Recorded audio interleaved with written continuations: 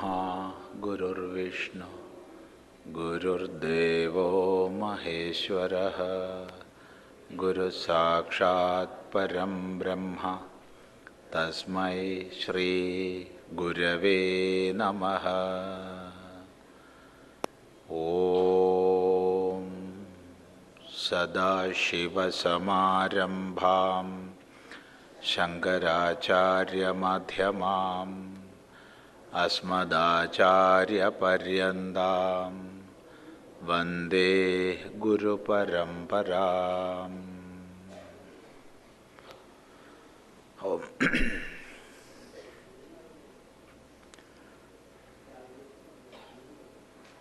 നമ്മൾ കഠോപനിഷത്തിൽ രണ്ടാമത്തെ അധ്യായം അഥവാ നാലാമത്തെ വല്ലി ആരംഭിച്ചു.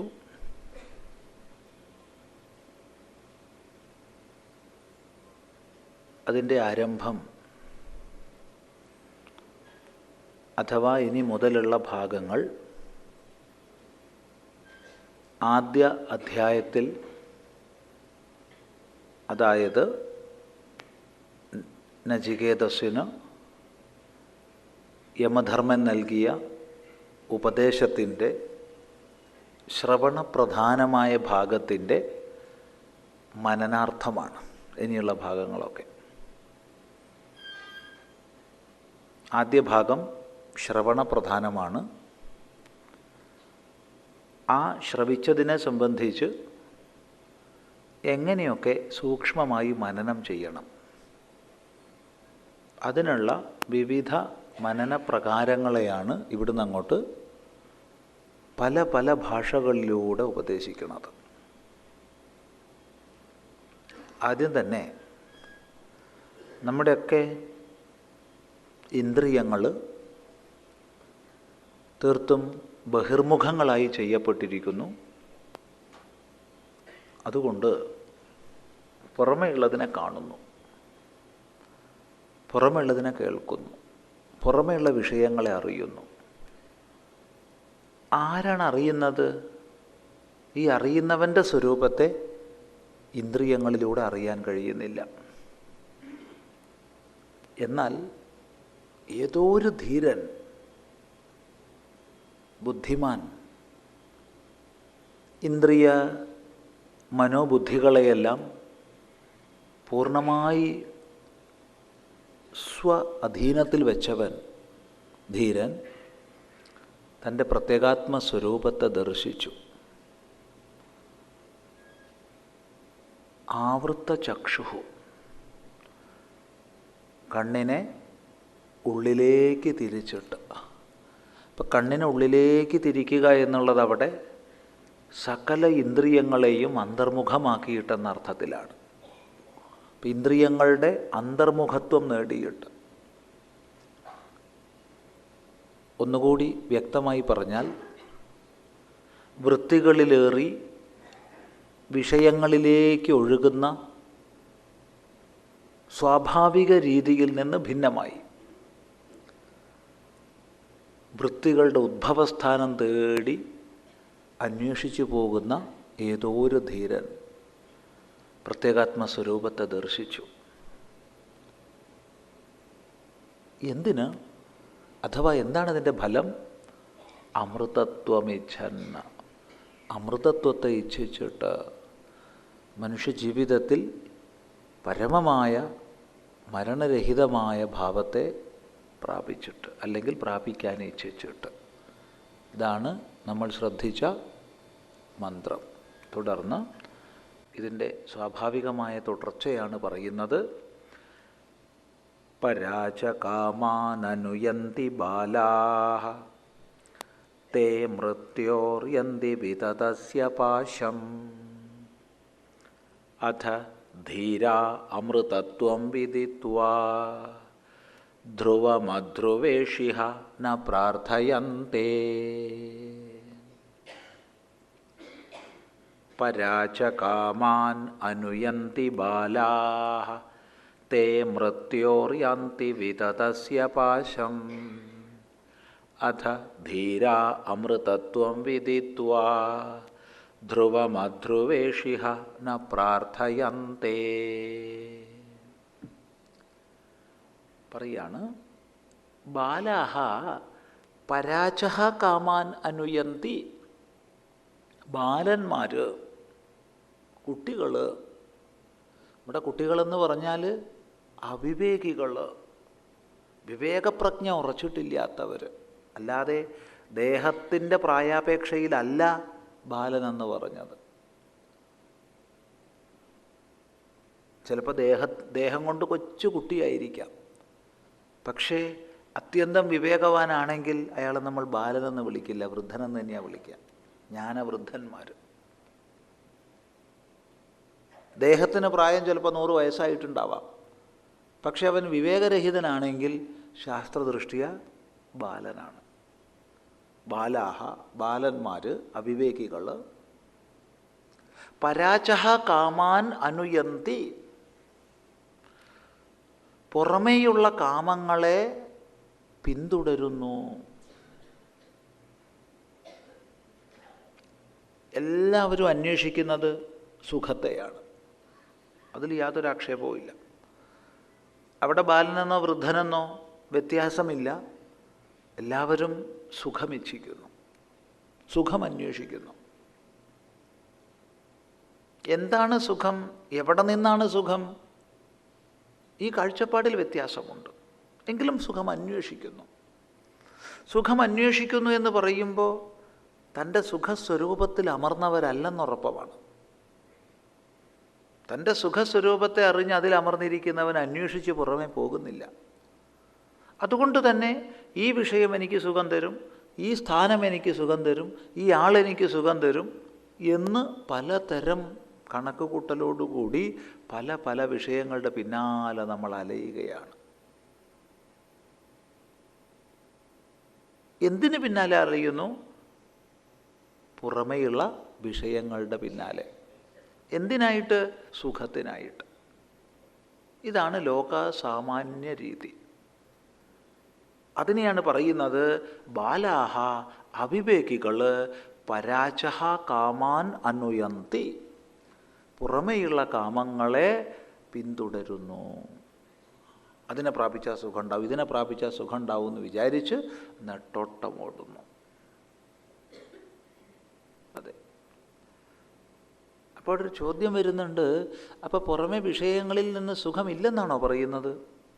ഒരു സൂചന അതല്ലേ ബാലാഹ അവിവേകിനഃ എന്നുള്ളത് കൊണ്ട്.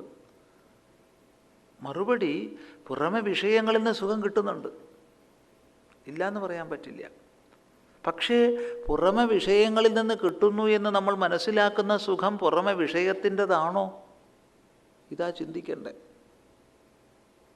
അല്പം ചിന്തിച്ചാൽ മനസ്സിലാവും അല്ല എന്ന്. ഒരാൾക്ക് ഒരേ വിഷയത്തിൽ നിന്ന് വ്യത്യസ്ത സന്ദർഭത്തിൽ ഒരേ സുഖം ലഭിക്കുന്നില്ല.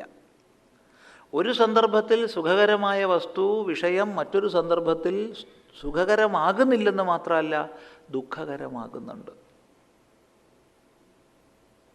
അതെ.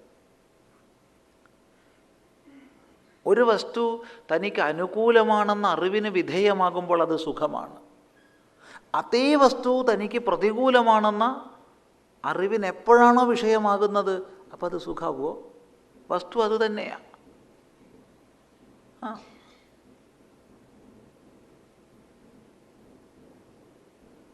ഒരാൾ കാശ് കൊടുത്ത് മൃഗശാലയിൽ പോയി, വലിയ മൃഗശാലയാണ്, കരിമ്പുലിയുടെ ഏറ്റവും ഭീകരനായിട്ടുള്ള കരിമ്പുലിയുടെ കൂടിൻ്റെ അടുത്താണ് നിൽക്കുന്നത്. ഫോട്ടോ എടുക്കാനൊക്കെ ഏർപ്പാട് ചെയ്തിട്ടുണ്ട് ഫോട്ടോഗ്രാഫറെ. ആ ഫോട്ടോഗ്രാഫർ വാക്ക് കൊടുത്തിരിക്കുക, ഈ കമ്പിയുടെ യാതൊരു മറവും ഇല്ലാത്ത രൂപത്തിൽ നിങ്ങളും കരിമ്പുലിയും നിൽക്കുന്നത് ഞാൻ ഫോട്ടോ എടുത്തു തരാമെന്ന്. അങ്ങനെയാണ്. അത് ക്യാമറയുടെ കഴിവാണോ പിന്നെ കമ്പ്യൂട്ടറിലൊക്കെ വെച്ചിട്ട് ഈ കമ്പിയൊക്കെ മായ്ക്കുകയാണോ എന്നൊന്നും അറിയില്ല. ഏതായാലും ഇയാൾ വളരെ അടുത്താണ് നിന്ന് പോസ് ചെയ്യുന്നത് കരിമ്പുലിയുടെ. എത്ര അടുത്ത് നിൽക്കുന്നുണ്ടോ അത്രയും ഇയാൾക്കൊരു അഭിമാനമുണ്ട്. ആ കരിമ്പുലി അയാൾക്ക് സന്തോഷത്തെ നൽകുന്നുണ്ട്. അപ്പോഴാ അനൗൺസ്മെൻറ്റ് വരുന്നത് അതിൻ്റെ കൂട് പൊട്ടിയിട്ടുണ്ടെന്ന്. ഇപ്പം എത്ര അരികെയാണോ അയാൾ, അത്രയും അയാൾക്കത് സന്തോഷത്തെയാണ് കൊടുക്കുന്നത്. ഒരു നിമിഷം മുമ്പ് വരെ അത് സന്തോഷത്തെ നൽകിയതാണ്, അഭിമാനത്തെ നൽകിയതാണ്. ഫോട്ടോ എടുക്കാൻ അയാൾക്ക് തിടുക്കമായിരുന്നു. ഇപ്പോൾ അയാൾക്ക് ഫോട്ടോ എടുക്കേണ്ട, ക്യാമറാമാൻ്റെ ജീവൻ പോലും അയാൾക്കിപ്പോൾ വിഷയമല്ല. അയാൾക്ക് എങ്ങനെയെങ്കിലും രക്ഷപ്പെടണമെന്നേ ഉള്ളൂ. പക്ഷെ മിക്കവാറും തലകറങ്ങി അവിടെ തന്നെ വീണിട്ട് അയാൾ രക്ഷപ്പെടാൻ പോകുന്നില്ല. വസ്തു മാറിയിട്ടില്ല, ഒരു സെക്കൻഡ് മാറിയിട്ടേ ഉള്ളൂ. സ്ഥലവും മാറിയിട്ടില്ല, കാലവും മാറിയിട്ടില്ല, ഒന്നും മാറിയിട്ടില്ല. പിന്നെ എന്താ മാറിയേ? ഒന്നിൽ തനിക്കുണ്ടായിരുന്ന അനുകൂലത്വ ചിന്ത പോയി, അതേ വസ്തുവിൽ പ്രതികൂലത്വ ചിന്ത വന്നു. ഇപ്പം സുഖം എന്നുള്ളത് മാറി.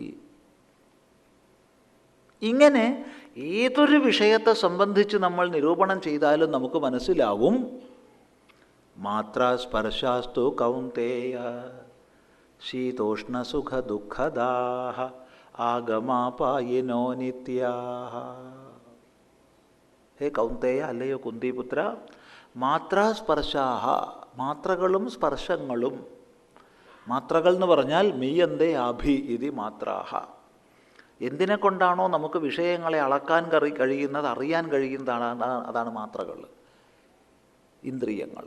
സ്പർശാഹ, അവയാൽ സ്പർശിക്കപ്പെടുന്നത്, ഇന്ദ്രിയങ്ങളാൽ സ്പർശിക്കപ്പെടുന്നത് വിഷയങ്ങൾ. അപ്പോൾ വിഷയങ്ങളും ഇന്ദ്രിയങ്ങളും തമ്മിലുള്ള സ്പർശങ്ങൾ ശീതോഷ്ണ സുഖദുഃഖദാഹ, ശീതം, ഉഷ്ണം, സുഖം, ദുഃഖം എന്നിവയെ തരുന്നതാണ്. ശീതം ചിലപ്പോൾ സുഖം, ചിലപ്പോൾ ദുഃഖം. അതെല്ലാവർക്കും ഒരുപോലെയാ? അല്ല. ശീതം ചിലപ്പോൾ ചിലർക്ക് സുഖം, ചിലപ്പോൾ ചിലർക്ക് ദുഃഖം. ഉഷ്ണം ചിലപ്പോൾ ചിലർക്ക് സുഖം, ചിലപ്പോൾ ചിലർക്ക് ദുഃഖം. ഇനി ഒരാൾക്ക് തന്നെ എപ്പോഴും ശീതം സുഖ അല്ല. ചിന്തിക്കുക. അപ്പോൾ ശീതം, ഉഷ്ണം, സുഖം, ദുഃഖം ഇവയൊക്കെ മാറി മാറി വരുന്നതാ. ഏതെങ്കിലും ഒരു സാഹചര്യത്തിൽ ഉഷ്ണം സുഖമാണ്. തണുത്ത് വിറച്ചിരിക്കുമ്പോൾ, ഹിമാലയത്തിലാണ്, തണുത്ത് വിറച്ചിരിക്കുന്നു, നിവൃത്തിയില്ല, അപ്പോഴാണ് ഒരാൾ കുറേ ചൂടുള്ള കമ്പിളിയും അതും ഇതുമൊക്കെ തരുന്നിട്ട് സുഖം, വളരെ സുഖം. ഇവിടെ ചുട്ടുപൊള്ളി വേർതിരിക്കുമ്പോൾ, അന്ന് ഞാൻ കമ്പിളി കൊണ്ട് പുതപ്പിച്ചപ്പോൾ നിങ്ങൾക്ക് വളരെ സുഖം ഉണ്ടായല്ലോ, അപ്പോൾ ഇതാ ഒന്നും കൂടി പുതച്ചോളൂ പറഞ്ഞ എന്താ സ്ഥിതി? ആപേക്ഷികമാണിതൊക്കെ. ഇതൊന്നിനും നിയതഭാവമില്ല, ഒന്നിനും. ശീതം ചിലപ്പോൾ സുഖം, ചിലപ്പോൾ ദുഃഖം. ഉഷ്ണം ചിലപ്പോൾ സുഖം, ചിലപ്പോൾ ദുഃഖം. ഇതുപോലെയെല്ലാം.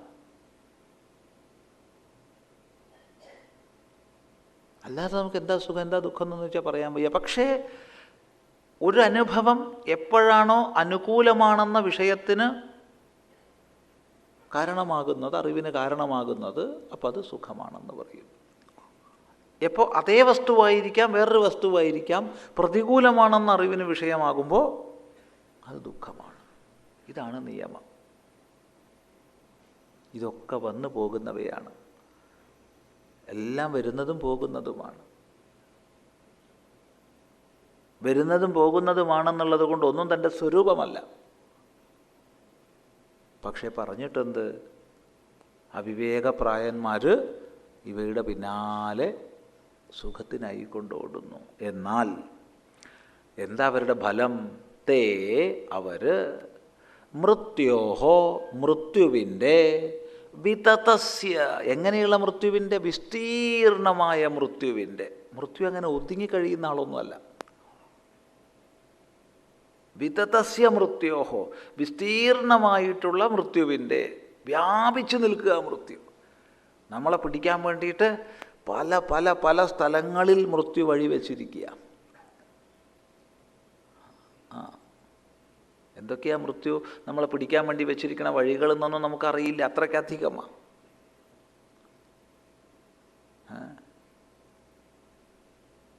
റോഡ് തന്നെ തലങ്ങും വിലങ്ങും ഉണ്ട്, യമഹ അല്ലേ?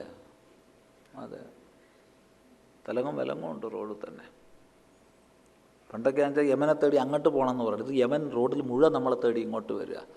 എങ്ങനെയൊക്കെയാണ് ഒതുക്കി കൊണ്ടുപോകണമെന്ന് അറിയില്ല, അങ്ങനെയാണ്. വിതതസ്യ മൃത്യോഹോ, വിസ്തീർണമായിരിക്കുന്ന മൃത്യുവിൻ്റെ പാശം, കയറ്, കെട്ടുകൾ, അതിൽ പോയി കുടുങ്ങുന്നു. ആര്? പുറമേയുള്ള വിഷയങ്ങളെ തേടി അലയുന്നവർ. ഓരോ വിഷയവും തന്നെ സൂക്ഷ്മമായി അപഗ്രഥിച്ചാൽ നമുക്ക് മനസ്സിലാവും നമ്മുടെ വിവേകത്തെ നശിപ്പിക്കുന്നത് വഴി മൃത്യുവിൻ്റെ പിടിയിലേക്ക് നമ്മളെ എത്തിക്കുന്നതാണ്. മത്സ്യം പിടിക്കാൻ ചൂണ്ടയിടുന്ന സമയത്ത് എന്തെങ്കിലുമൊക്കെ ഇരയെ കൊളുത്തി വയ്ക്കാറുണ്ട്. ഇതുപോലെ മൃത്യുബാഹ്യങ്ങളായ കുറേ ഇരകളെ തന്നിരിക്കുക. കാണുമ്പോൾ നമുക്ക് തരക്കേടില്ല എന്ന് തോന്നും. ഒന്ന് കിട്ടിയാൽ തരക്കേടില്ല. കിട്ടി നോക്കുമ്പോഴാണ് മനസ്സിലാവുക കൊളുത്തിപ്പോയല്ലോ, ഇനിയിപ്പോൾ അങ്ങോട്ടും വയ്യ ഇങ്ങോട്ടും വയ്യ, പിന്നെ ഒന്നേ ഉള്ളൂ, മൃത്യുവിൻ്റെ പിടിപ്പെടുക. ഇതാണ് സത്യം. അതുകൊണ്ട് ഇത് മനസ്സിലാക്കിയിട്ട് അഥ അനന്തരം ധീരാഹ, വീണ്ടും പറഞ്ഞു. ഇത് എത്ര പ്രാവശ്യമാണ് ധീര എന്ന് പറയണത്? ഉപനിഷത്ത് നമ്മളെ ധീരന്മാരാക്കിയിട്ടേ അടങ്ങൂ. അതാണ്. നമുക്ക് ഇനിയും ഭീരുക്കളായിട്ടിരിക്കാൻ പറ്റില്ല, ധീരന്മാരാവണം. ഇത്ര പ്രാവശ്യം ധീര എന്ന് വിളിച്ചാലെങ്കിലും നമ്മൾ ധീരനാവണ്ടേ. ഒരു മഹാവികൃതിയെ 10 പ്രാവശ്യം വികൃതി എന്ന് വിളിച്ചു നോക്കും, വല്ല കാര്യമുണ്ടോ? ഒരു പ്രയോജനമില്ല. അവൻ സ്വതവേ വികൃതിയാണ്, പിന്നെ നമ്മളും കൂടി വികൃതി എന്ന് വിളിച്ചിട്ടുള്ള കാര്യമുണ്ടോ? അവനെ മിടുക്കാന്ന് വിളിച്ചു നോക്കൂ, ഒന്ന് പരീക്ഷിച്ചു നോക്കൂ. വികൃതി, അസത്ത്, ഉപദ്രവമെന്ന് പറയരുത് കുട്ടികളെ. എത്ര വികൃതിയാണെങ്കിലും ശരി മിടുക്കാന്ന് വിളിക്കുക. അപ്പോൾ ആ പരിവർത്തനം അവന് വരും. വന്നില്ലെങ്കിലും കുഴപ്പമില്ല, നമ്മൾ ശ്രമിച്ചുല്ലോ. നേരെ മറിച്ച് നമ്മൾ വികൃതി, ഉപദ്രവം, എന്തൊരു കുസൃതി അതെന്നൊക്കെ പറഞ്ഞിട്ടൊരു കാര്യമില്ല. അവിടെ നേരെയാവാൻ പോണില്ല.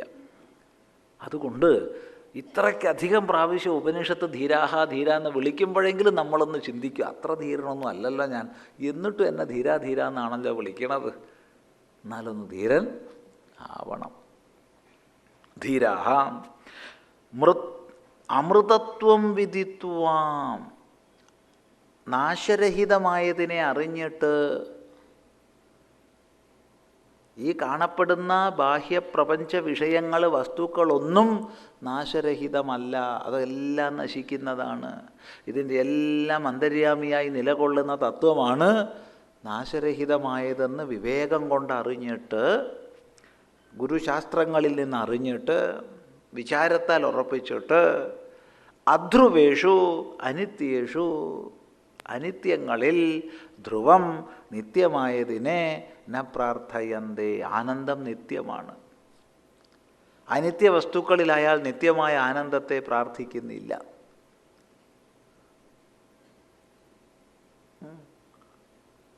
അയാൾക്കറിയാം ഏതെങ്കിലും അനിത്യ വസ്തുക്കളിലല്ല നിത്യമായ ആനന്ദം കുടിയിരിക്കുന്നതെന്ന്. അതുകൊണ്ട് അയാൾ അനിത്യ പ്രപഞ്ചത്തിൽ അനിത്യ വസ്തുക്കളുടെ പിന്നാലെ നെട്ടോട്ടം ഓടുന്നില്ല. അയാൾ തൃപ്തനായിരിക്കുന്നു. അയാൾ ഒന്നിനെ അപേക്ഷിക്കുന്നില്ല. അനപേക്ഷ ശുചിർദക്ഷ, അതെ, അനപേക്ഷനായിരിക്കുന്നു. ഇതാണ് വിവേകിയുടെയും അവിവേകിയുടെയും വ്യത്യാസം പറയുന്നത്. ശ്രദ്ധിക്കുക. ഇതൊക്കെ നമുക്ക് ധീരതയിലേക്ക്, വിവേകപ്രജ്ഞയിലേക്ക് ഉയരാനുള്ള മന്ത്രങ്ങളാണ്. അല്ലാതെ വായിച്ചു തള്ളാനുള്ളത് അല്ല. ശ്രദ്ധിക്കുക.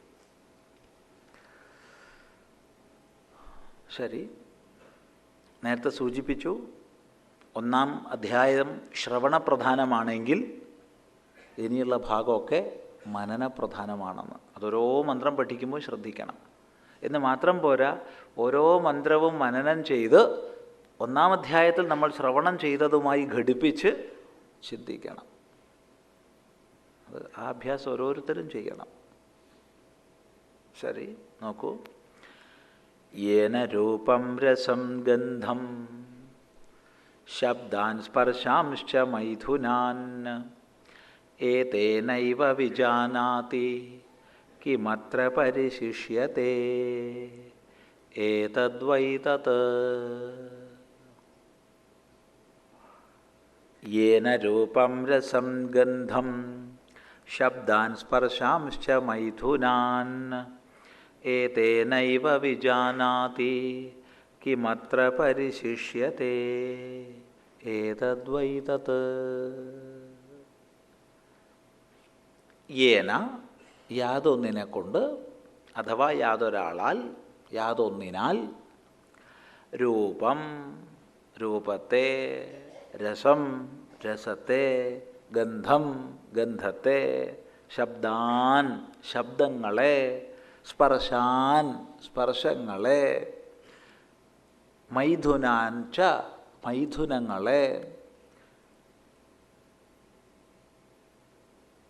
വിജാനാതി അറിയുന്നുവോ, ഏതേനൈവ വിജാനാതി ഇതിനെ കൊണ്ട് തന്നെ അറിയുന്നു. നോക്കൂ, രൂപമറിയുന്നു. ഏന ആരാലാണ് രൂപം അറിയപ്പെടുന്നത്?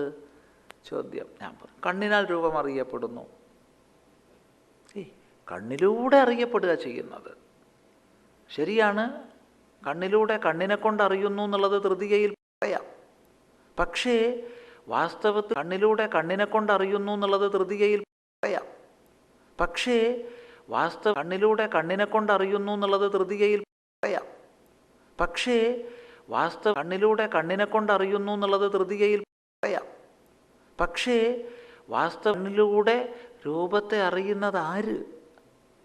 ഒന്ന് ചിന്തിക്കുക. അതുപോലെ രൂപം രസം, രസത്തെ അറിയുന്നത് ആര്? എന്തിനെ കൊണ്ടാണ് രസം അറിയപ്പെടുന്നത്? ആരാണ് രസത്തെ അറിയുന്നത്? ഗന്ധം, ഗന്ധത്തെ മണത്തെ അറിയുന്നത് ആര്? സ്പർശാൻ ശബ്ദാൻ ശബ്ദങ്ങളെയും സ്പർശങ്ങളെയും അറിയുന്നത് ആര്? ഇവിടെ ഒരു വിഷയത്തിൽ സംശയമില്ല, ഇവയൊക്കെ അറിയുന്നവൻ ഒരുവൻ തന്നെയാണ്. ശബ്ദമറിഞ്ഞ ഞാൻ തന്നെ രൂപത്തെയും അറിഞ്ഞു. അല്ലാതെ രൂപമറിഞ്ഞൊരാൾ വേറെ ശബ്ദമറിഞ്ഞൊരാൾ വേറെ വെച്ചാൽ അയാൾക്ക് സർവജ്ഞാനവും ഉണ്ടാവുന്നില്ല. എന്നാൽ ഉണ്ടാവുന്നുണ്ടെന്നുള്ളത് നമ്മുടെ അനുഭവം. അതാരാലാണ്? കരണങ്ങളിലൂടെ അറിയുന്നു. കരണവിലക്ഷണനായ ഒരു ഞാൻ. അതാരാണ് അറിയുന്നത്? ചിന്തിക്കുക. അതുപോലെ മൈഥുനാൻ, ഇവിടെ ശബ്ദം സ്പർശം രൂപം രസം ഇതൊക്കെ തന്നെ വിഷയങ്ങളാണ്. മൈഥുനം എന്ന് പറഞ്ഞാൽ വിഷയമല്ല. മൈഥുനം എന്ന് പറഞ്ഞാൽ മിഥുനവൃത്തിയാണ്. മിഥുനം എന്ന് പറഞ്ഞാൽ രണ്ട് ചേരുന്നത്, ആണ് പെണ്ണ്, ഏതെങ്കിലും രണ്ട് ചേരുന്നതാണ് മിഥുനം. അപ്പോൾ ഇവിടെ മൈഥുനാൻ എന്ന് പറഞ്ഞു കഴിഞ്ഞാൽ മൈഥുനവൃത്തിയിൽ നിന്നുണ്ടാവുന്ന സുഖത്തെ എന്ന് മനസ്സിലാക്കണം. സ്ത്രീ പുരുഷാദി മൈഥുനവൃത്തിയിൽ നിന്നുണ്ടാവുന്ന സുഖത്തെ ആരാണ് അറിയുന്നത്? മൈഥുന സുഖത്തെ ആരറിയുന്നു? രൂപത്തെ ആര് കാണുന്നു? ശബ്ദത്തെ ആര് കേൾക്കുന്നു? ഒക്കെ ചോദ്യങ്ങൾ ഇട്ട് തരികയാണ് നമ്മുടെ മുമ്പിൽ. ഇത് മനനം ചെയ്യാൻ വേണ്ടിയിട്ടാണ്, ഇത് ശ്രവണമല്ല. അങ്ങനെ മനനം ചെയ്യുമ്പോൾ നമുക്ക് മനസ്സിലാവും കരണങ്ങളിലൂടെ കരണഭിന്നനായ ഒരാളാണ് അറിയുന്നത് എന്നല്ല. ഈ അറിയുന്നവൻ്റെ ചൈതന്യ വിശേഷത്താലാണ് കരണങ്ങൾ അറിയാൻ സമർത്ഥമാകുന്നത്.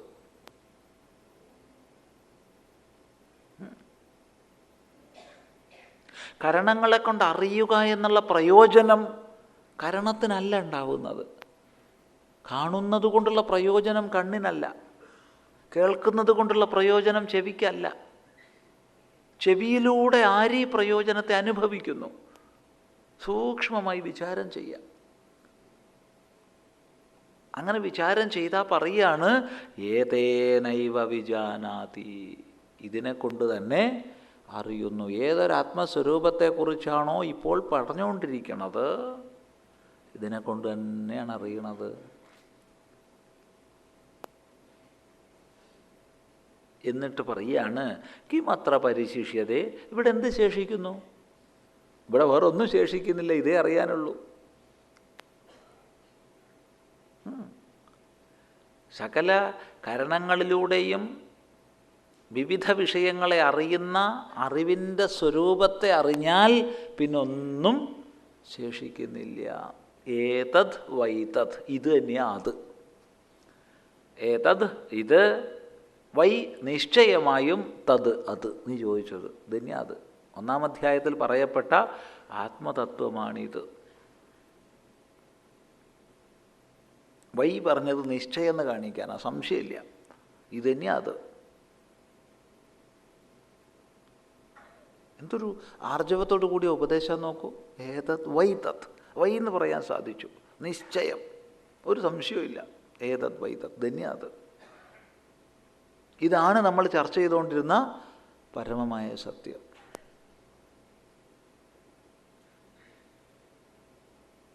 നീ എന്താ ചോദിച്ചേ? അന്യത്ര ധർമാത് അന്യത്ര അധർമാത് അന്യത്ര അസ്മാത് കൃതാകൃത എന്നൊക്കെയല്ലേ? അതിനെ സംബന്ധിച്ചാണ് നേരത്തെ ശ്രവണപ്രധാനമായ ഭാഗം കൊണ്ട് പറഞ്ഞത്. ഇപ്പം നീ ഇങ്ങനെ മനനം ചെയ്യൂ, ഇതന്നെയാണ് അതെന്ന്. ഇത് വേറെ എവിടെയും പോകാൻ പറഞ്ഞിട്ടില്ല. ബാഹ്യമായി ഒന്നിനെ അന്വേഷിക്കാൻ പറഞ്ഞിട്ടില്ല. നമ്മുടെ തന്നെ ഉള്ളിൽ നടക്കുന്ന ജ്ഞാനപ്രക്രിയയെ, അറിവിൻ്റെ പ്രക്രിയയെ വിലയിരുത്താനാണ് പറഞ്ഞത്. അതുകൊണ്ട് നാം നമ്മിലേക്ക് ഇറങ്ങുക. നമ്മുടെ കരണങ്ങളുടെ വ്യാപാരത്തെ മുഴുവൻ നിയന്ത്രിക്കുന്ന ശക്തി വിശേഷത്തെ അന്വേഷിക്കുക. അപ്പോൾ കരണഭിന്നനായ തന്നെ തിരിച്ചറിയാൻ കഴിയും. അപ്പോഴാണ് പറയണത് ഏതത് വൈ തത്, ഇത് തന്നെയാണ് അത്. ഈ മന്ത്രങ്ങളൊക്കെ ഒരുപാട് നേരം ഇങ്ങനെ പറഞ്ഞിരുന്നുകൊണ്ട് ഒരു കാര്യവുമില്ല. ഒരർത്ഥബോധം ഉണ്ടാവുക, സൂക്ഷ്മമായി മനനം ചെയ്യുക, മുന്നോട്ട് പോവുക. നല്ലപോലെ മനനം ചെയ്യുക. മനനത്തിനുള്ളതാണിതൊക്കെ. അല്ലാതെ ഇവിടുന്ന് കേട്ടുപോയിട്ടൊരു കാര്യവുമില്ല. ഇന്ന് കേട്ടുപോയാൽ നാളെ വരുന്നത് വരെ ഇത് മനനം ചെയ്യണം നല്ലതുപോലെ. അങ്ങനെ മനനം ചെയ്യുമ്പോൾ നേരത്തെ ഉപദേശത്തിൽ ശ്രവണപ്രധാനമായ ഭാഗത്തിൽ പറഞ്ഞതുമായി നമുക്ക് ഓരോരാശയത്തെയും ബന്ധിപ്പിക്കാൻ കഴിയും. അപ്പോൾ ശ്രവണ മനനങ്ങളാവും. ശ്രവണ മനനങ്ങളിലൂടെയാണ് ആത്മപ്രത്യയം ഉറയ്ക്കുന്നത്. അപ്പോൾ സംശയങ്ങൾ പെരുകും. ശ്രവണ മനനങ്ങളെ കൊണ്ട് തന്നെ സംശയങ്ങൾ ഇല്ലാതാവും. ഒരു രസകരമായ പ്രക്രിയയാണ്. ആദ്യം സംശയങ്ങൾ അങ്ങോട്ട് പെരുകും, പിന്നെ കാണാം സംശയങ്ങൾ കുറഞ്ഞു കുറഞ്ഞു കുറഞ്ഞു കുറഞ്ഞു വരുന്നത്. ചിന്തിക്കുക. ഇതേപോലെ പല പല ദിശകളിലൂടെ ഇതേ സത്യത്തെ മനനം ചെയ്യാൻ വേണ്ടി പറഞ്ഞു തരികയാണ്. നോക്കൂ. സ്വപ്നാന്തം ജാഗരിതാന്തം ചോഭൗ യേനാനുപശ്യതി മഹാന്തം വിഭുമാത്മാനം മത്വാ ധീരോ ന ശോചതി. സ്വപ്നാന്തം ജാഗരിതാന്തം ചോഭൗ യേനാനുപശ്യതി മഹാന്തം വിഭുമാത്മാനം മത്വാ ധീരോ ന ശോചതി. ധീരശബ്ദം വീണ്ടും വന്നു, വീണ്ടും വന്നു ധീരശബ്ദം. ധീരൻ ദുഃഖിക്കുന്നില്ല. അല്ലാത്തവർക്ക് ദുഃഖം ഒഴിഞ്ഞ നേരവും ഇല്ല. എങ്ങനെയാ ധീരൻ ദുഃഖിക്കാത്ത? സ്വപ്നാന്തം ജാഗരിതാന്തം ഉഭൗ യേന അനുപശ്യതി. നമ്മൾ കടന്നു പോകുന്ന അവസ്ഥകളാണ് സ്വപ്നവും ജാഗ്രതയും ഒക്കെ. ഏതാ ഇപ്പോൾ കൂടുതൽ എന്ന് ചോദിച്ചാൽ അതിപ്പോൾ എല്ലാവർക്കും ഒന്നും പറയാൻ പറ്റില്ല. നമുക്ക് ജാഗ്രത ആണോ കൂടുതൽ, സ്വപ്നമാണോ കൂടുതൽ എന്ന് ചോദിച്ചാൽ ഉത്തരം എളുപ്പമല്ല. നമ്മൾ ചിലപ്പോൾ കണക്ക് കൂട്ടി പറയും ജാഗ്രത കൂടുതൽ. പക്ഷെ ജാഗ്രത ആയിരിക്കുന്നവർ എത്ര പേരുണ്ട്? ജാഗ്രത്തിൽ ഏറെ പേരും സ്വപ്നത്തിൽ തന്നെയാണ്, സ്വപ്ന ലോകത്തിലാണ്. അതെ, അതാ സത്യം. അപ്പോൾ സ്വപ്നാധിക്യം കൊണ്ടാണോ സ്വപ്നത്തെ ആദ്യം പറഞ്ഞത്? ചിന്തിക്കേണ്ടതാ. ഏതായാലും എന്താ ജാഗ്രത, എന്താ സ്വപ്നം? എന്താ ജാഗ്രത എന്ന് പറഞ്ഞാൽ? ജാഗ്രത എന്ന് പറഞ്ഞാൽ സ്വാമി ഉണർന്ന അവസ്ഥയാണ്, ഉണർവുള്ള അവസ്ഥ. ഉണർവ് എന്ന് പറഞ്ഞാൽ മതിയോ? അത് പോരയ്യ. ഉണർവ് എന്ന് പറഞ്ഞാൽ പോരാ, അതിന് ലക്ഷണം പറയണം.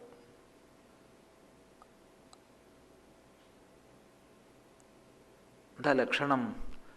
അപ്പം പറഞ്ഞു കരണങ്ങളിലൂടെ, ഇന്ദ്രിയങ്ങളിലൂടെ അതത് വിഷയങ്ങളെ അറിയുന്ന അവസ്ഥയാണ് ജാഗ്രത അവസ്ഥ. ഇന്ദ്രിയൈഹി അർത്ഥോപലബ്ധി ജാഗരിതം.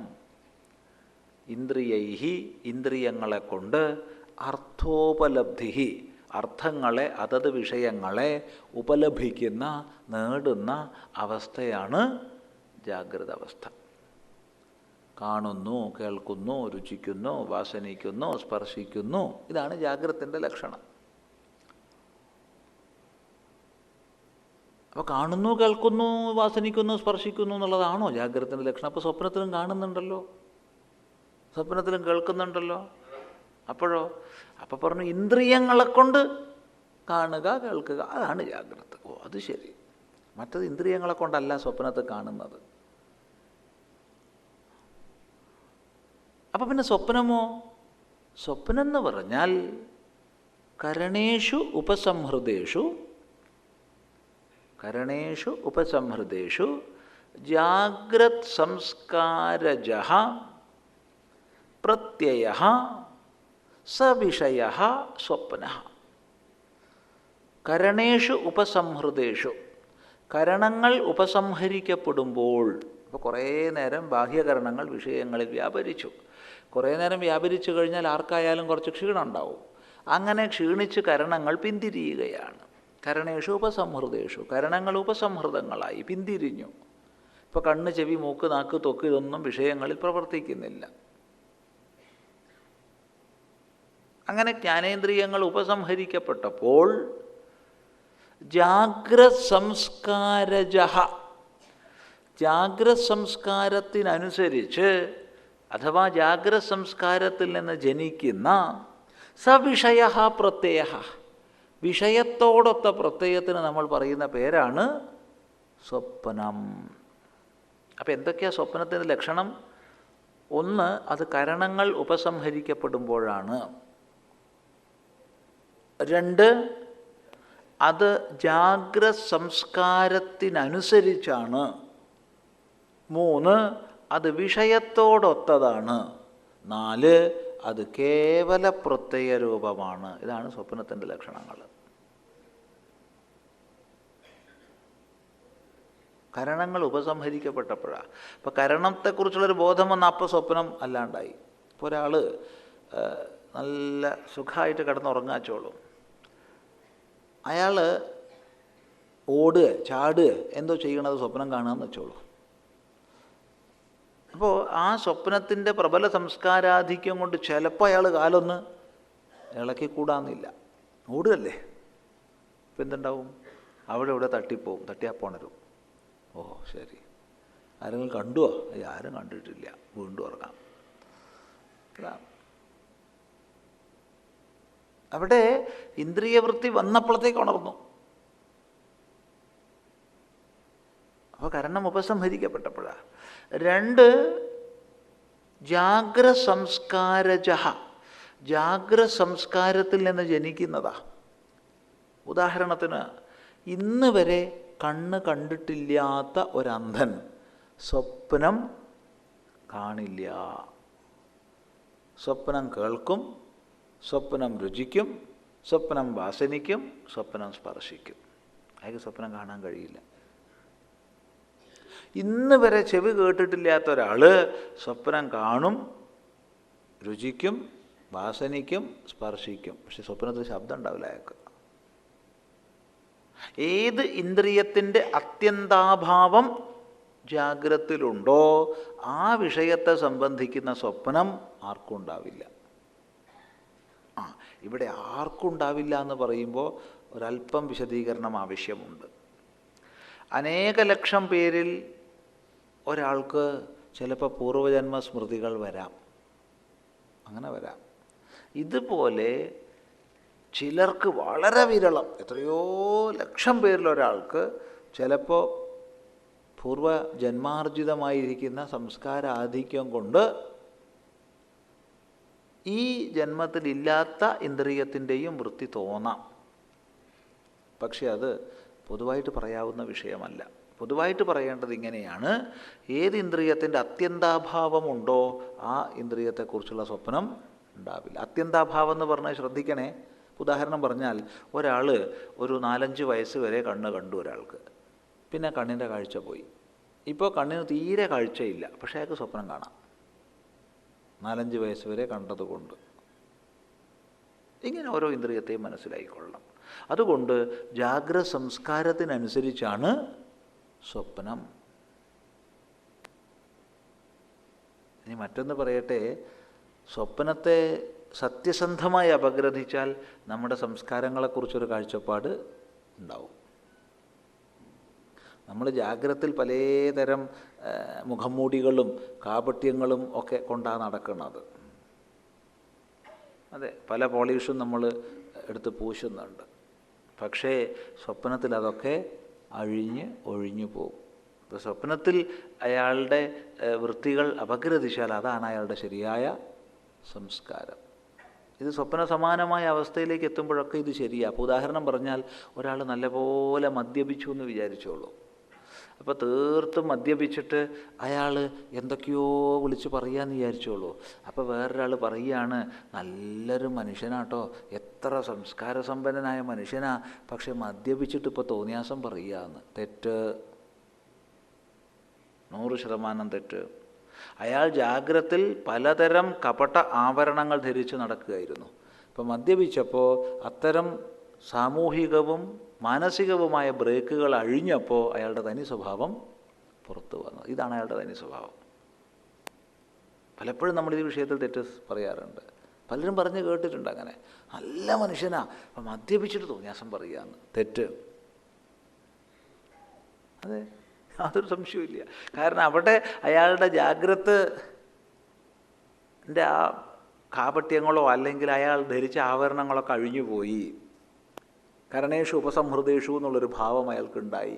അപ്പോൾ സ്വപ്നത്തിൽ അയാളുടെ ശരിയായ സംസ്കാരം പോലെയാ അത് പ്രവർത്തിക്കണത്.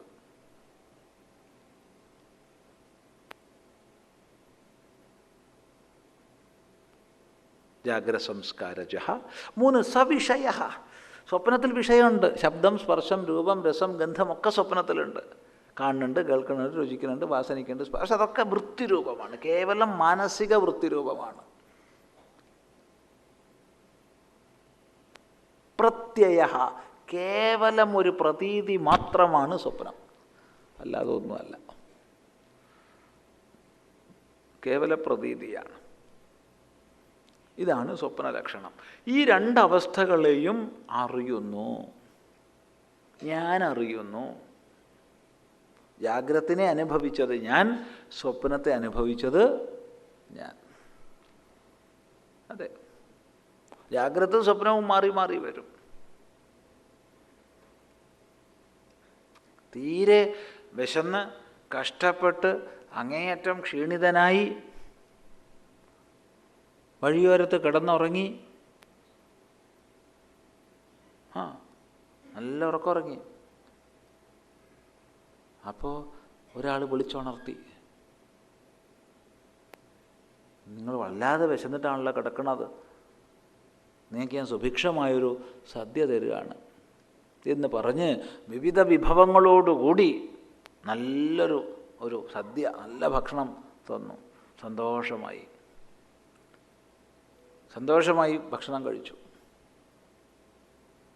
അത് കഴിഞ്ഞപ്പോൾ, എന്താ 2 ദിവസത്തേക്കെങ്കിലും ഭക്ഷണം കഴിക്കാനുള്ള കാശും കൂടി വെച്ചോളൂ പറഞ്ഞാൽ അതും തന്നു. അപ്പോൾ സന്തോഷം കുറച്ചുകൂടിയും കൂടുതലായി. പെട്ടെന്ന് ഞെട്ടി ഉണർന്നപ്പോൾ താൻ വിശന്ന് കിടക്കുക തന്നെയാണ്, ഒന്നും ഉണ്ടായിട്ടില്ല. അപ്പോൾ ഏതാ ശരി?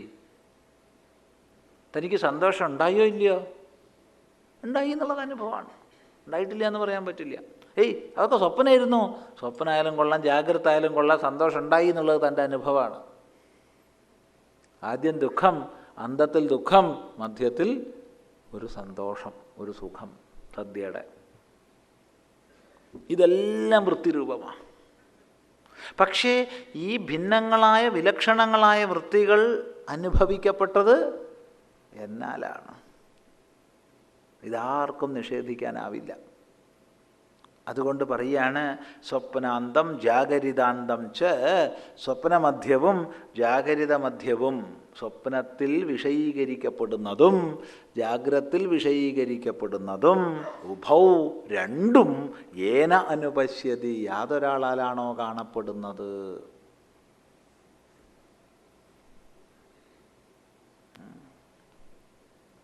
ആ മഹാന്തം വിഭുമാത്മാനം, മഹാനും വിഭുവുമായ ആത്മാവിനെ, മഹാൻ. അപ്പോൾ ഇവിടെ തന്നിൽ നിന്ന് ഭിന്നമായി എവിടെയോ ആണ് മഹാൻ എന്നുള്ള ധാരണയൊക്കെ മാറി. ജാഗ്രസ്വപ്നങ്ങളെയെല്ലാം അനുഭവിച്ചറിയുന്ന, അവസ്ഥാത്രയ സാക്ഷിയായിരിക്കുന്ന തൻ്റെ സ്വരൂപം തന്നെയാണ് മഹസ്വരൂപമെന്ന ദൃഢബോധം വന്നു. അതാണ് മഹാന്തം വിഭും, വിശേഷേണ വിവിധാകാരത്തിൽ ഭവിച്ചിരിക്കുന്നവനെ. ജാഗ്രത്തും സ്വപ്നവും സുഷുപ്തിയും എന്ന് വേണ്ട എല്ലാ ഭാവങ്ങളിലേക്കും സ്വയം കറങ്ങി കറങ്ങി എല്ലാ അനുഭവങ്ങളെയും നേടുന്നവനെ, വിഭും ആത്മാനം, ആത്മാവിനെ. ആത്മാർത്ഥമൊക്കെ നേരത്തെ വിസ്തരിച്ച് പറഞ്ഞു. യച്ഛാപ്നോതി യഥാദത്തെ യച്ഛാത്തി വിഷയാനിഹ യച്ഛാസ്യ സന്തതോ ഭാവ തസ്മാതാത്മേതി കീർത്തിയതേന്ന് നേരത്തെ വിസ്തരിച്ച് പറഞ്ഞതാ, വീണ്ടും വീണ്ടും ആവർത്തിക്കണില്ല. പല പ്രാവശ്യം ചിന്തിച്ച വിഷയങ്ങൾ വീണ്ടും വീണ്ടും വരുമ്പോൾ നമുക്ക് അങ്ങനെ മുന്നോട്ട് പോവാം, അല്ലെങ്കിൽ അവിടെ തന്നെ കിടക്കും. ഇങ്ങനെയുള്ള മഹത്തായ ആത്മാവിനെ മത്വാ, അറിഞ്ഞാൽ, സാക്ഷാത്കരിച്ചാൽ, എങ്ങനെ? ഗുരുശാസ്ത്ര സമ്പ്രദായപൂർവകമായി, പ്രമാണ വിചാരത്തിലൂടെ, പ്രമാണ പരീക്ഷയിലൂടെ. അല്ലാതെ അറിയാൻ പറ്റില്ല, പ്രമാണത്തിലൂടെ അറിയാൻ പറ്റും. പ്രമാണത്തെ അല്ലാതെ എന്തിലൂടെ അറിഞ്ഞാലും അത് ശരിയായിക്കൊള്ളണമെന്നില്ല, അത് ശ്രദ്ധിക്കുക. അപ്പം പ്രമാണത്തിലൂടെ അറിഞ്ഞാൽ ധീരഹ, ആർക്കേ സാധിക്കൂ? ധീരനെ സാധിക്കൂ. അതെ, ഈ ആത്മാന്വേഷണത്തിൻ്റെ മാർഗത്തിലേക്ക് ഭീരുക്കൾക്ക് പ്രവേശമില്ല. അത് ആവർത്തിച്ച് ആവർത്തിച്ച് പറയുകയാണ്. നമ്മളൊക്കെ ധീരന്മാരാ. ഈ ഹാളിലിരിക്കണ എല്ലാവരും ധീരന്മാരാ, ധീരരല്ലാത്ത ആരുമില്ല. അത്രയ്ക്കൊന്നും ധീരത ഇല്ല എനിക്ക് സ്വാമി. ധീരനെന്ന് പറഞ്ഞോളൂ, എന്തിനാ വേറെ പറയണ? ധീരനല്ലെങ്കിലും ധീരനാന്ന് 10 പ്രാവശ്യം പറയുക, ഞാൻ ധീരനാകുന്നു, ഞാൻ ധീരനാകുന്നു.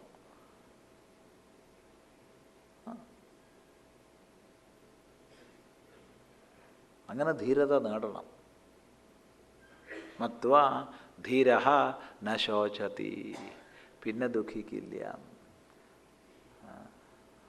ഗതാസൂൻ അഗതാസൂൻശ്ച ന അനുശോചന്തി പണ്ഡിതാഃ. പണ്ഡിതന്മാർ, ആത്മജ്ഞാനികൾ, വിദ്വാൻമാർ പോയവരെ സംബന്ധിച്ചും പോകാത്തവരെ സംബന്ധിച്ചും ദുഃഖിക്കുന്നില്ല. എന്നാൽ ലൗകികന്മാർ പോയവരെ സംബന്ധിച്ചും ദുഃഖിക്കും, പോകാത്തവരെ സംബന്ധിച്ചും ദുഃഖിക്കും. പോയല്ലോ എന്നും പറഞ്ഞും ദുഃഖിക്കും, പോയില്ലല്ലോ എന്നും പറഞ്ഞും ദുഃഖിക്കും. ഇത് രണ്ടുമുണ്ട്. ധീരനതില്ല. അയാൾ എപ്പോഴും ദൃഢഭാവത്തിൽ തന്നിലിരിക്കുന്നവനാ. അവൻ ദ്വന്ദ്ഭാവവികാരങ്ങൾക്ക് അടിമപ്പെടുന്നവനല്ല. ശ്രദ്ധിക്കുക. ഇതൊക്കെ മനനത്തിനാണ്, ശ്രദ്ധിക്കുക. എല്ലാം മനനത്തിനാണ്. ശ്രവണാർത്ഥം നേരത്തെ പറഞ്ഞ ആശയങ്ങളെ വീണ്ടും വീണ്ടും പല പല യുക്തികളെ കൊണ്ട് മനനം ചെയ്യുകയാണ്. ഇതൊക്കെ ഒരേ തത്വമാണ് മനനം ചെയ്യപ്പെടുന്നത്. അത് ശ്രദ്ധിക്കുക. ശരി, പിന്നെയോ യ ഇമം മധ്വദം വേദ ആത്മാനം ജീവമന്തികാത് ഈശാനം ബോധഭവ്യസ്യ ന തതോ വിജുഗുപ്സതേ ഏതദ്വൈ തത്.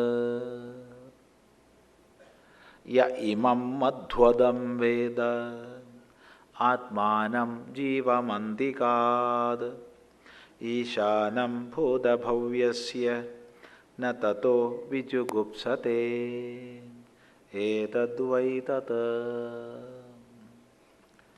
യഹ, യാതൊരാൾ, ധീരൻ എന്ന് കൂട്ടിക്കൊള്ളൂ, എന്നാ വിരോധമില്ല.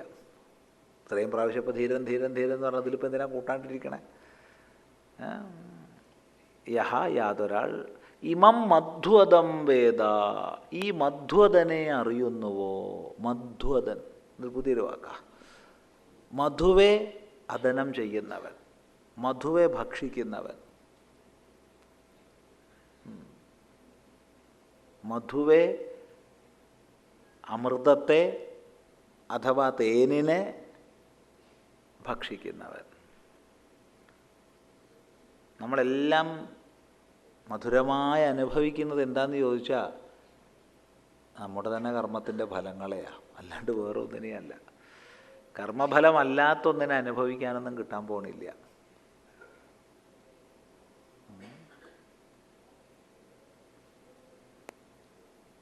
അത് ചിന്തിക്കുക. നമുക്ക് അനുഭവിക്കാൻ കിട്ടുന്നത് നമ്മുടെ കർമ്മഫലങ്ങളെയാണ്.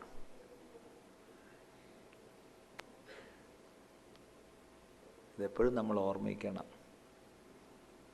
അപ്പോൾ മധുപോലെ മധുരമായി നമ്മൾ അനുഭവിക്കുന്നത് നമ്മുടെ കർമ്മഫലങ്ങളെയാണെന്നതുകൊണ്ട് മധു കർമ്മഫലമാണ്. അപ്പോൾ കർമ്മഫലത്തെ അനുഭവിക്കുന്നവൻ മധ്വദൻ. മധ്വദനെ, കർമ്മഫലങ്ങളെ അനുഭവിക്കുന്നവനെ. ആരാ?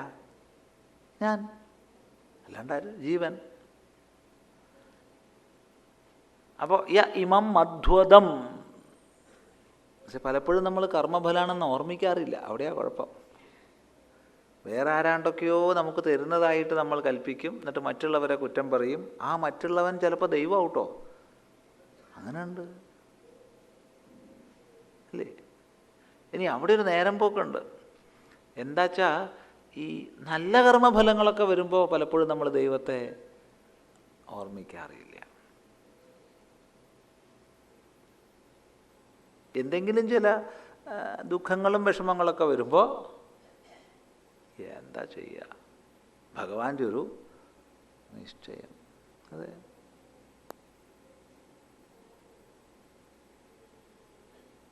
എപ്പോഴും അങ്ങനെ അനുഭവം ലോകത്തിൽ.